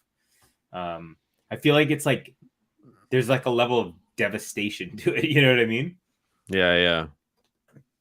It's got not an interesting question in from Twitter. Twitch, not Twitter. Goes to show I just see that color and think TW. Do you guys agree with Coco Gauff being a huge favorite against Raducanu? What's the odds? I'm interested to know what the odds are now. See if I can pull that up. I'll be able to grab it. Yeah, it's fine. I'll find it. I think it is. It is. Oh yeah, 1.3. Wow. That is big. Massive favorite. I mean, it's worth just taking Raducanu just on the off chance she just has a good match. I mean, Coco Gauff did just win Auckland, but she didn't look that convincing against Siniakova. Yeah, I mean, I think where they are both in their careers, I feel like Coco is just a little bit more solid, like going from major to major. I mean, she made the French Open finals last year, right? I believe that was the deepest she's gone. And then she had that really crazy run at Wimbledon when she busted out. But I would say right now, yeah, she is the favorite. I don't know if I'm hoping that it becomes kind of like a rivalry, or at least they have a few, chances at a rivalry. But yeah, I'd say at this moment today, I can see why she's the favorite. Yeah. I understand why she's the favorite. I think it's a bit lopsided. If I'm perfectly 1.3 is a lot. That's pretty. Oh, got a kit change from Draper while I was away. Yeah, he not only went to the bathroom, he changed everything. Oh gosh. So he went from turquoise wristbands to white wristbands. He went from a white shirt to turquoise shirt and white shorts to turquoise short. The only thing he kept were his shoes and the hat. Oh, maybe he's under contract to have to wear a couple of different kits per match or something. So I think it was JP Josip Piaka. Yeah. He had a really good in one of my streams earlier. He was saying, we were talking about kits, and I said it really bothers me when two players have the exact same kit and they play each other. And he said if that's the case, the sponsor should make like a home and away, or like a like a home, right? So I thought that was a phenomenal idea, because I remember Draper. No, they don't do that, I don't think, but I think that would be awesome. I remember Draper played Alcaraz last year. Forgot exactly where it was. It was an indoor match, but they were wearing the exact same outfit, and like that's a perfect situation where you switch it up. That's just me. Yeah. All right, Draper with a break point here early in the fourth set. You saw this early in the second set as well. Yeah. Second serve. Oh, this chair becomes less comfortable. Yeah. Well, I feel like, when I travel to India, it's like 26 straight hours. You never really get to sleep, and you can't ever get comfortable in the chair at the. Oh, that sails along by Draper. You can never get comfortable in the chair in the plane, in the waiting room in the airport. Like, there's nothing is comfortable. Nothing's designed for you to just like, So did we get another tip while I was gone, or did they add the Lucas ones? Because was there more? Well, I think Lucas did 2 for a total of. So I don't know if maybe he went from like 4th to 2nd after they combined. Yeah, you got it. Okay. See, I'm still getting used to the tipper stuff. I know. Still yet to get my first tip on a solo one. Where are we at on the 100 likes, by the way? 88, 12 away. And we got 101 people watching. So we can do it. Within 1 minute, we could have 100 likes. And then we could play the 100 like button. All right, backhand from Draper off a nice rally. Forehand Rafa, forehand Draper, forehand Rafa. Looks like it's wide. Yes, it is wide. Although Draper smacked a beauty off Another of that. break point. Number 3. Just destined to go to 5 sets. I think it might be. We got a question from 12 Travel 21. Has Runa done anything of note on outdoor hard courts? No. I do not believe that he has. Won a set off Djokovic, didn't he? At a slam? At a slam? Was it US Open? No. I don't think Holger Rune? Yeah. I don't think he played Djokovic. He played Djokovic in the Paris Masters final and won. But I don't think... Give me a sec. Before we give misinformation. He played him at the US Open in 2021 and it was 4 sets. Oh, in 2021. Wow, I don't even remember that. That was in the first round, I believe. I remember when... he won, he beat him on a tie break. Oh, okay. I remember when... gosh, what's his name? The American guy. He's got it. Draper's got it. Nope, that's the... He turned from Draper into Breaker.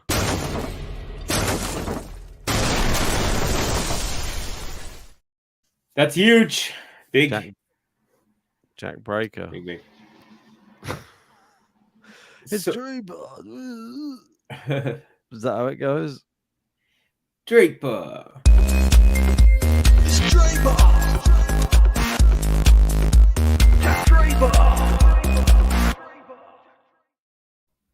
Do we get 100 likes yet? Carl? We are 11 away. Come on. 11. Okay, we've gotten 1 since the last check. This is 3 hours in. How is it not on 100 yet?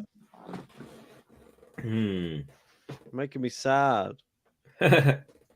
Come on. We got to get to that number. Charles Cross, Coco and Emma in the next round is going to be fire. Agreed. Jerry Peters. Break from Draper. Jack Draper. It's Draper. Yeah. Okay, so he took... I didn't know that Rune took a set off Djokovic in the U.S. Open 2021. Yep. That's impressive. Who is... gosh, what's that American guy's name? He... Brooksby. Brooksby beat him as well. I think he took the first set off of him took a set at the U.S. Open, as well. Yeah. And then Djokovic kind of woke up. Well, he went into a long 20-minute game with Djokovic, and he won the game, but then lost the match. Djokovic ground him out in a 20-minute game. Yeah, a 20-minute game. And he beat Djokovic in a 20-minute game, but then lost that. That just destroyed Brooksby. Yeah. But Djokovic was like, "You want to play that game? You want to play the long game? That's my game." Yeah. Well, good luck. Absolutely. Good luck. Oh, we got the awesome account. Djokovic lost a set to everyone that event. Yeah, he tends to do that. He just warms up a bit in the first week.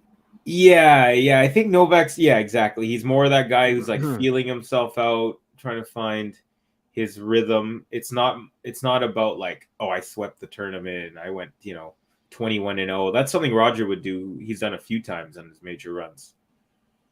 I think even in his latest Wimbledon one, his last one, he didn't drop a set the entire tournament. Yeah, I don't think it's important to Djokovic, to be honest. Yeah. I think some players... I was just going to say, I think some players, like, you don't expect them to, and then if they drop a set early, you're a little worried about them. But Djokovic is definitely not one of those guys. Well, his game is like drag you in deep water and just drown you. Yeah. And then when your legs have given up, then he just takes over and just destroys you. They've got Molchan right now. He's come back from a breakdown. He's now 2 break points to go 6-5 up and serve for the first set. Molchan, that was one I eyeing up like he was a massive underdog, Molchan against Wawrinka. I thought that was a crazy thing as well.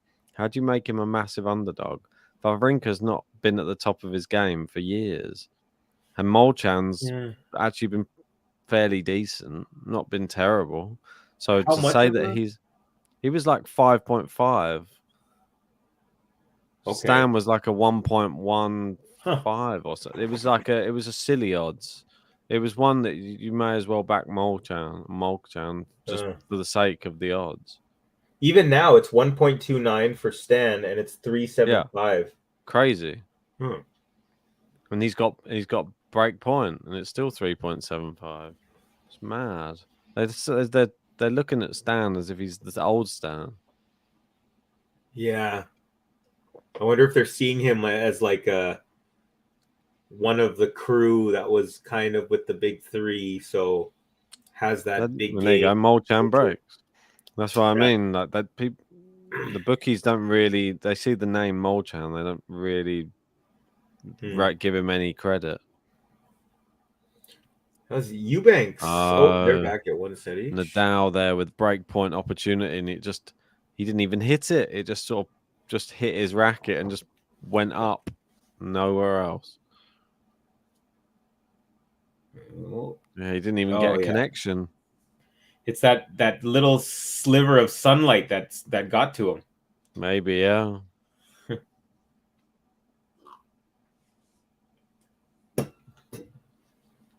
Okay, back to deuce.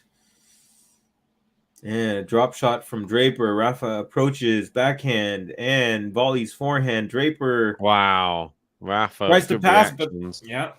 Rafa with goaltender-like reflexes.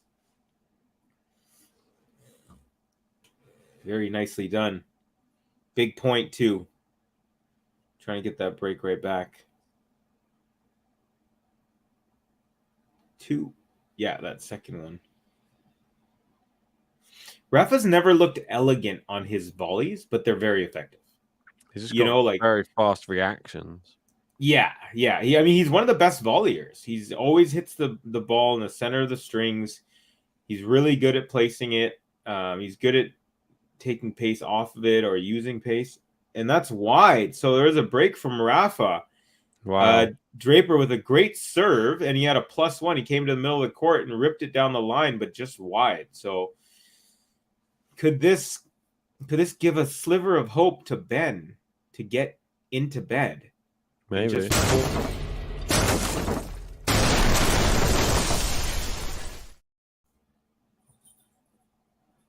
Yes. We've got Iga on after this match. Do not go anywhere. JG will be up soon to cover Iga Swiatek in her. Well, it's probably opened up a little bit for her now. The draw, Badoza are out, Tomjanovic out. More opportunity for her to win. Yeah. Escobedo's done.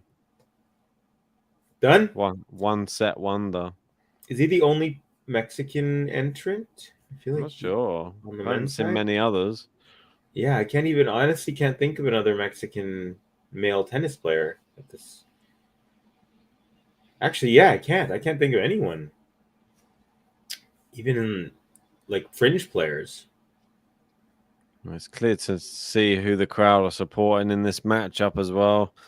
Draper not getting any of the love. Yeah. I think everyone's... Did you hear Zverev was quoted saying that he thinks that Rafa's going to retire after the French Open this year? Why, though? I don't know. It was really interesting. And he's like, look, I don't know. He didn't talk to me about whatever, but I just think like that's just kind of my hunch. I am curious. Like someone asked me in a stream recently, when do you think he'll retire? Actually, we got an update on the Iga match. He says, Covey, no, Iga match starts when this ends. So yep, she's on center court, of course. Yep. And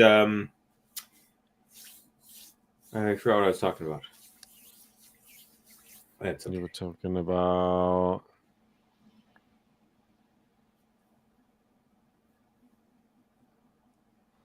Forgotten.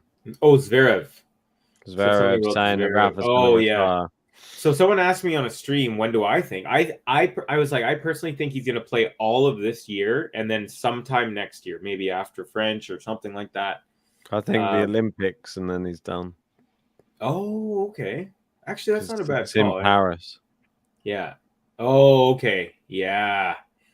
And just imagine if he were to be able to win that, let's say, and take that gold away from Djokovic. Exactly. It might make if he doesn't play, because Djokovic definitely will play the Olympics if he doesn't play, and he'll win the gold medal. That one thing that Rafa sort of has over him is that gold medal. For sure. Yeah, it's true. That's my opinion anyway. So we got the awesome account says they asked him for a hot take and they gave that answer because it would be surprising. Gotcha. I mean, I still think he's going to retire sometime. I guess that would make sense though. Olympics mid-year, maybe after Wimbledon. Maybe he'll just play the whole 2 years. I don't think he plays Wimbledon. You don't think he'll play Wimbledon? No, he'll do he'll just do the French and then he'll do the Olympics in Roland Garros again. That's pretty sweet that it's in Roland Garros. Yeah, same as for Murray it being in Wimbledon. Murray, right? Yeah, was it 2012? Was it? Yeah. And he just beaten Roger. Just lost to Roger in the final of Wimbledon, and then he beats him in the final of the Olympics. Okay. I know, it's stupid. Just like it couldn't have been more one-sided, the Olympic final. Yeah. So here we are. On sir. Anyone want buttons? We got throw some tips up for a button. Where are we at for the likes? Let's 93. Should we have Kenin button again just for fun? Yeah. Let's do it. Let's do it. I know someone wanted the Barty button. Maybe you can just have the Kenin button. I'll give you the Barty button as well. But I feel you buy one, get one. Buy Barty, get Kenin free. I think Lucas requested the Barty and they tipped, so I think we got to do the Barty. Yeah. But we'll do the Barty and then you can have the Kenin one.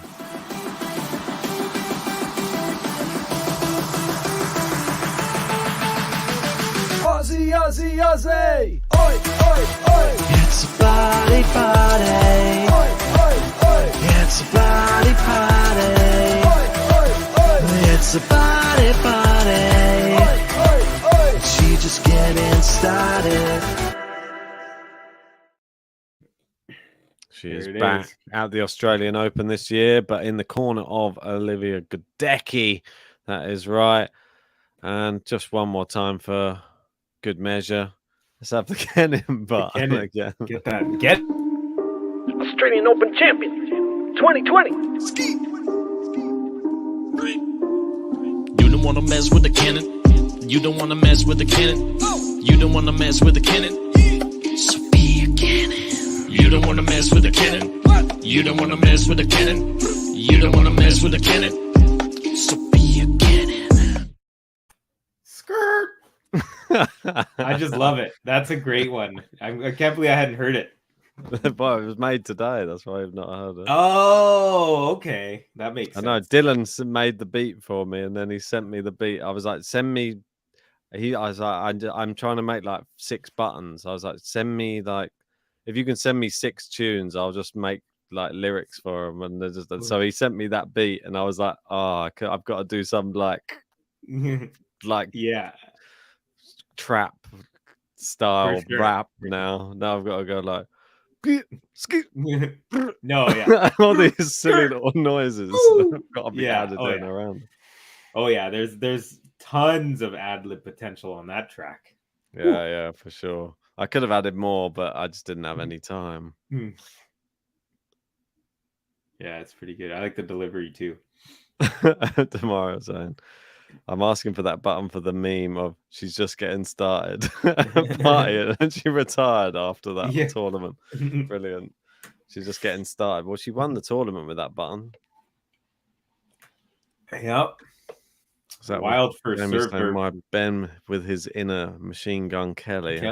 Yeah. Yeah, that was a night. 12 Travel saying, talking of trap and rap, when's Chapo's next album out? Ooh. Let's find out. Did you see that video of him like rapping after one of his matches? Yeah, I mean, this on court, it was very cringy. It was very one of the most cringe things, I think, in tennis, isn't it? That one. Yeah. It was hard to watch. Oh my goodness! Yeah, I felt sorry for him. If I'm honest, as a Canadian hip hop artist who's a tennis fan, I just everything about it was no. I just felt bad for him because I felt like he got put on the spot and he should have said, "Oh no," but then he decided to go for it. Yeah, and then that happened, and then the event occurred, and then written in history. That's the problem. Never just agree just because people want you to do it. Yeah, for sure. Yeah, when I was making music way more often, I would say, I had one buddy who's on my record label, and he always told me, he's like, Covey, because rappers always want to get their music out. They want you to hear it. They're like, oh, check out this latest verse. Like every time you meet someone, they might kind of say that to you. Yeah. And one of my buddies, his name is Rosmo, and he would always just be like, Covey, don't show your music till it's ready. Like, you want it to sound dope, right? I'm like, yeah. And it kind of instilled that in me because he's told me that when I started rapping. And then I also would notice everyone trying to like show their stuff, and you could tell they weren't ready or they mess it up. They're trying to say like, oh, listen to me rap. They mess it up. And you're like, you have a weird taste in your mouth. You're like, oh, it's a pretty good song, but I'm sure it would be better if you had really practiced it, and gotten it so well that you can't mess it up. So yeah, anyways, kind of reminded me of that. So there's no race to show your stuff. Just make sure it's good and then release it to the world. I don't have any choice, unfortunately, a lot of the time. I just have to just create it and just to put it out within minutes of creating it, and then just hope that it sounds good enough. Like that one. Well, no idea that was literally 2 or 3 minutes worth of recording, and then just like, this is gonna have to do. And then they're done. Record a few layers and then try and pan them in different directions, add like a deeper layer for the second part of it, and then that was it. And then just add some skip all those weird noises in on. Okay. Yeah. Oh, Rafa's finishing him off now. Here we go. And Rafa's wife there clapping in the crowd. Where's your son? Where's Rafael Jr.? 22 shot rally. Yeah, these guys were going. There's even a moon ball in there. And then Rafa just ends it with Gina. It's through in straight sets. Seems to be quite a long straight sets, but for who? How long was it? 2 hours 20 minutes for 3 sets. Yeah, that's because Munar is just literally runs everything down. Yeah, that was pretty long. Yeah, you're right. I feel like I've been looking at that score on this. Escobedo's going out. Oh, we're in a tiebreak here with Wawrinka. He's up 6-2 in the tiebreak, serving right now. So unless something catastrophic happens, he will be up a set. And where are we at? So break point, Rafa, I think, is the second serve. I believe it might be. Yeah, that was a very average second serve. Going forehand from Draper is long, and there is the break. Early break 3-1 here for Rafa in the 4th set. There you go. Rafael Nadal. Here, I'll hit that break button. Go on.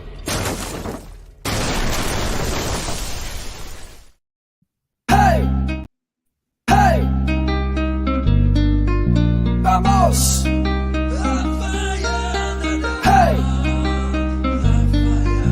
Vamos! Rafael Nadal! Hey! Vamos! Hey! Vamos! Rafael Nadal! Unbelievable. Rafael Nadal! Rafa. So it's looking more and more like Ben's prediction is going to come true. 4 sets for Draper. Although if we're getting nitpicky, you said that Draper would win the first set. I know. But you know what? I said 3 sets, so I guess I can't really... I don't really have much of a leg to stand on in this. Nah, not really. It can't come true now. It cannot, no. That one's been and gone. It's had its day. We've got Liam in the live chat saying, Qatar is take notes. This is his song for the World Cup. He's taken a few notes from us. Yeah, okay. Okay. Damaro saying, to be honest, 21 and Eager songs were good. Thank you. Appreciate them. Those ones. And Almino, one of our long-standing members, and Vienna Rublev song was peak greatness. That was the first ever song. That was just a cover as well. I rewrote the Billy Joel hit Vienna. Let me ask you, Ben, what was the very first button you ever what was the button that made you think oh, I'm going to make buttons? Well, I started making just random songs. They didn't have words at the start. They started just as pictures with just music. Okay. And that was how it started. And then it sort of increased to just having their name being said or something like that. And then they went from having their name being said to becoming actual lyrics for each of their buttons, which was a bit strange. But it became a little bit more fun because obviously I was doing the songs anyway. It made more... Well, once I'd done those buttons, the songs sort of followed along. Ever since the Aslan Karatsev song, I think they all sort of took off. Interesting. Very interesting. Liam saying Triple D was my favorite. That one is a banger. Triple D, if everybody doesn't know what he's talking about, is the Djokovic deportation song. Which is, I did not know that. Which was, can't even remember what they all stood for now. Defaulted, dominated, deported was what it was stood for. Where he got defaulted at the US Open. Then he dominated the next year, winning 3 Grand Slams, and then he got deported the next year. Nice, the history. Love it. Love it. Liam saying the first button was the consolidation. It filled the audience with so much excitement and anticipation that you had to make more. To this day, consolidation remains the greatest button ever made. Ooh, wow. Strong words. Yeah. But I like it. I love the passion. Come on, Rafa, get this done. I bet JG doesn't even wake up and then the Eager stream just doesn't get done. And for purely egotistical reasons, we got from 707 Lady T. Covey is here. You might have to stay up, Carvey, and just in case JG doesn't start the other stream. Oh, yeah? I mean, it's only 11:23 for me, so I'm all right. I don't trust him.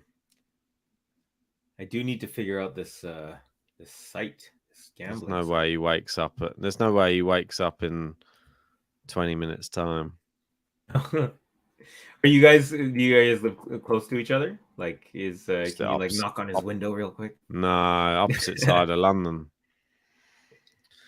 Miles away. Okay.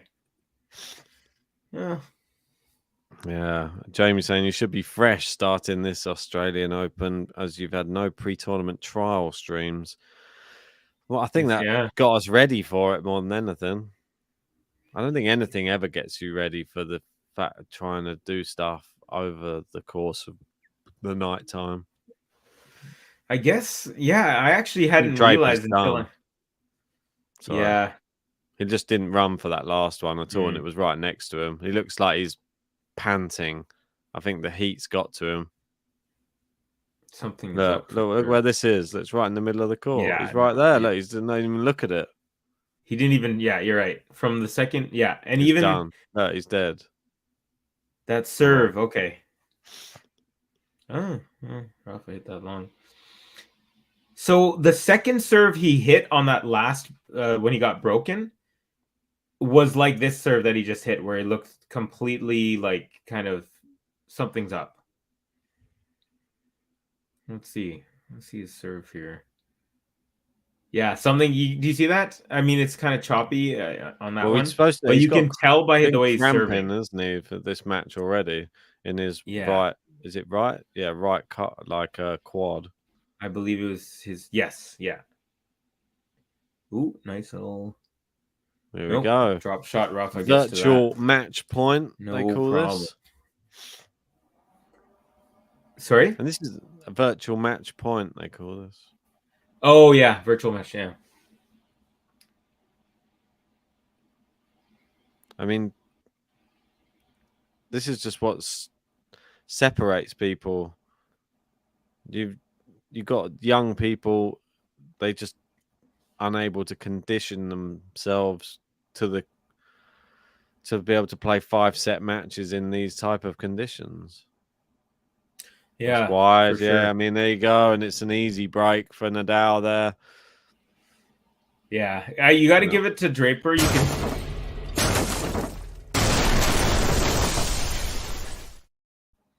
You got to give it up for Draper. You can tell that he's hampered, but he's not retiring or anything like that. Obviously, he's pretty close to the end. I didn't see many struggles until just the last 2 or 3 games. 2-3 games exactly. His last service game. Yeah, that's sad, isn't it?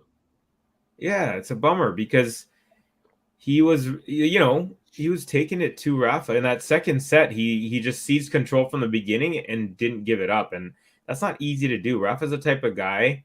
I mean, Rafa also knows I'm gonna have to conserve some energy, let him win this set type of thing once in a while. But he also knows that you don't want to give anyone momentum.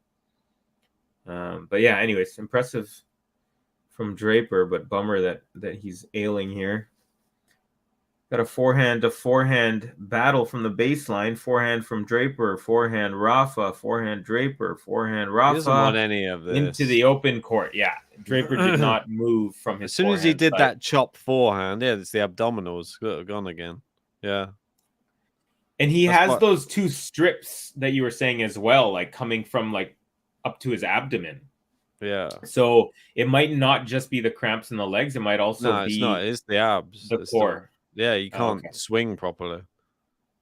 That's why he chopped the forehand on one of those shots. He just doesn't. He didn't want any part of the heavy baseline rally with Rafa. Mm-hmm. There you go, another one. Yeah. Rafa can see it now already. He's like, well, I'll just pop it there. He smells blood for sure. He's like, I don't have to do too much here.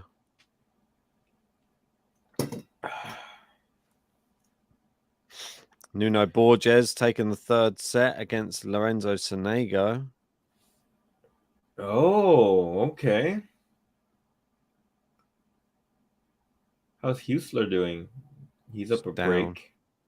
But yeah. No, I think he's up a break they're in the 3rd set. Yeah, 3rd set, sorry, lost the second.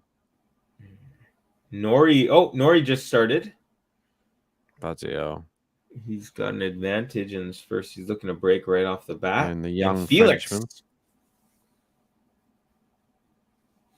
Yeah, Van Ash. Pospisil and Felix. Whoa. So when I was hosting this open mic in Vancouver, I have a buddy who's friends with Vasek Pospisil. He's actually friends with his older brother, better friends with his older brother. Mm. They both teach together at this high school across the street from my house. And Vasek actually came and played. He played acoustic guitar at one of my open mics. It's pretty good too.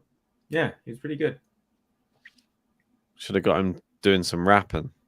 Yeah, he actually was digging my. So I saw him play at this at the Odlum Brown. It's I think it's It's not even a 250. Maybe it's a 250. I think it might be a 250. Anyways, no, it's not a 250. But Eugenie was there last year as she was making her way back up from injury. Whoa! Draper's starting to hit for winners right now. It's pretty impressive. Didn't expect to see that from him. There you go. Where did that come from? My apologies. I have this one light on my desk that's on a timer, and at 11:30 it turns off, so it just dimmed me pretty good there. That's very good of you. Good for the environment. Yeah. Well, it used to be because I didn't want to be staying up so late, so I was like, okay, when at 11:30 when that dims, then I turn my devices off and go to sleep. Saved break point from Nadal there, so we're at deuce, and Nadal is now 2 points away from the match. Yeah. And how close are we to 100? 98. Come on, before this match is over, we have to hit 100, isn't it? I mean, it's just mean. Come on, people.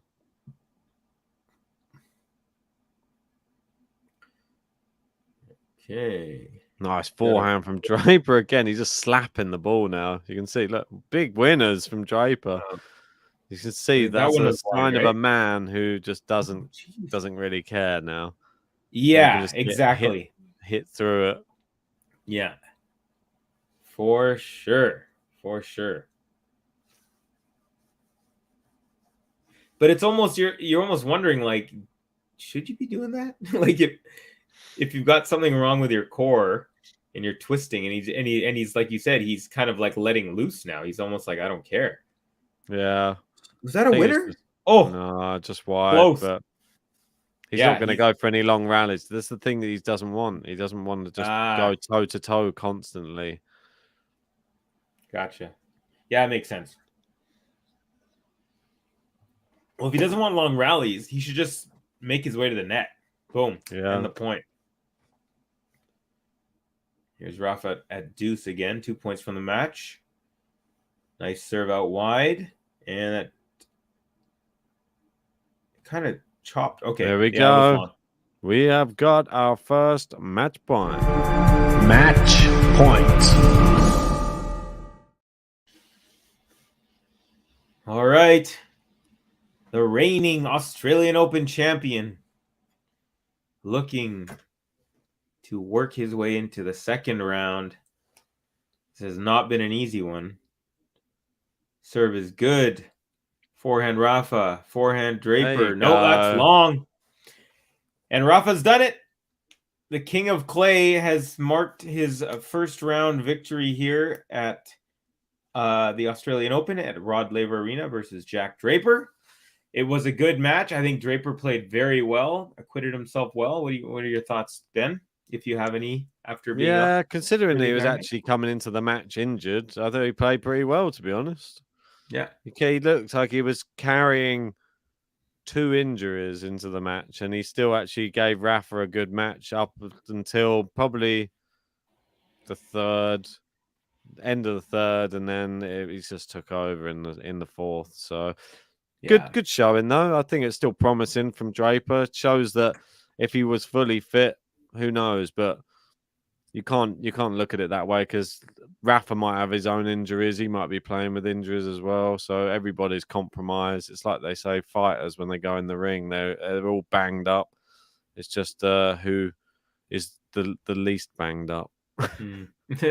So, well, yeah, he definitely acquitted himself well. Rafa's through to the second round. He's going to face Mackenzie McDonald, who went 5 sets against Brandon Nakashima. So, but yeah, I would say pretty expected, although Draper, it is a bummer that he got a little bit hurt at the end. But yeah, I think it's time that you hit the sack, my friend. I'm what are you gonna, thinking? mate. Yeah. We've hit 100 likes first, though. Thank you for hitting 100 likes. Now we're feeling alright, 'cause the second 100's inside. Thank you for helping us hit 100 likes, giving the people what they like. It's such a delight. Beautiful.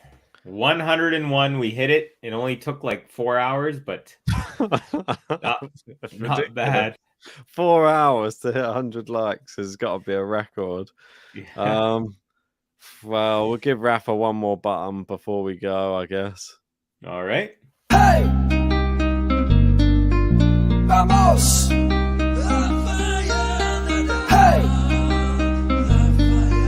Vamos! Rafael NADAL! Hey!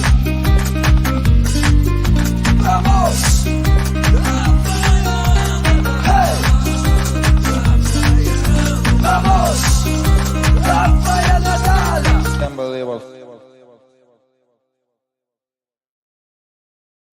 Unbelievable. The end of the night, the beginning of the morning, the end of the morning. I don't know where we are anymore. Yeah. Cheers, Carvey. Maybe keep an eye on the Eager stream. If JG hasn't started it by the time the match starts, then just get it going. Okay. That's all I'd say. You need to log into the other one. I'll give you the code. Just do that afterwards if possible. Okay. But yeah, I shouldn't really be saying that all on here. But let's wrap this up. And Nice one, Rafa. and everyone on this stream, stay tuned. I'm going to be doing a daily wrap-up show after every day of action here. It's going to be called Cubby's Corner starting tomorrow morning. Well, tomorrow morning for me. So in about 9-10 hours from now. So yeah, we're going to do that after every day of play. So I just want to throw that out there. And thanks again, Ben, for staying up. I know that wasn't easy. Thanks to everyone for the likes, the comments, the interactions. We love it. We love watching tennis and hanging with people. Ben, any last words before you hit the hay? Nothing. Just join us tomorrow. There's more. Well, just stay tuned because Eager's coming up very shortly. Eager will be on in about 25 minutes. So, and JG will hopefully be there to take you through it. But if not, hopefully Carvey will start it off. Yeah, I'll wait and see. Definitely. I'll just kind of keep an eye out to make sure that JG does get to it. If he doesn't, then I'll kind of watch over for him. But yeah, be keeping my eye out. So it'll definitely be on. All right, sweet. Well, before we go, one last word from the stream sponsors. If you want to invest in tennis players, sign up to Fantium.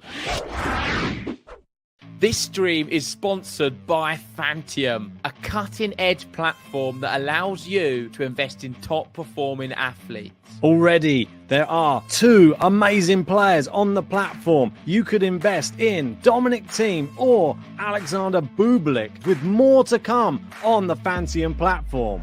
Yeah, so how does it work? Well, fans purchase a percentage share of future prize money or career earnings directly from the athletes in the form of tokens and get to participate in the athletes' real earnings. So that means when athletes win big, you win big too. But that's not all. Fans become a part of the athletes' inner community, unlocking perks, experiences, VIP access to the Grand Slam tournaments, private calls with the athlete, video-based coaching, and hand-signed rackets and many more awesome perks. So JG, how can I get a percentage of Thiem and Bublik's season's earnings? Well, I'm glad you asked, Ben, because it's very, very simple. All you need to do is head over to Fantium.com. You sign in with your socials, e.g. a Google account, you fill in your personal information, you easily top up your wallet with your credit card or debit card, and then you choose which player you want to invest in. It's really as simple as that. You do not need to have NFT experience. All you need is to know how to use a phone or computer. Make sure if you want to get involved, go over and follow them on Twitter, join their Discord. This is the way you'll find out all of the new athletes that are going to be announced on Fantium. If this sounds interesting to you, make sure hit the link pinned in the live chat or the link in the description below.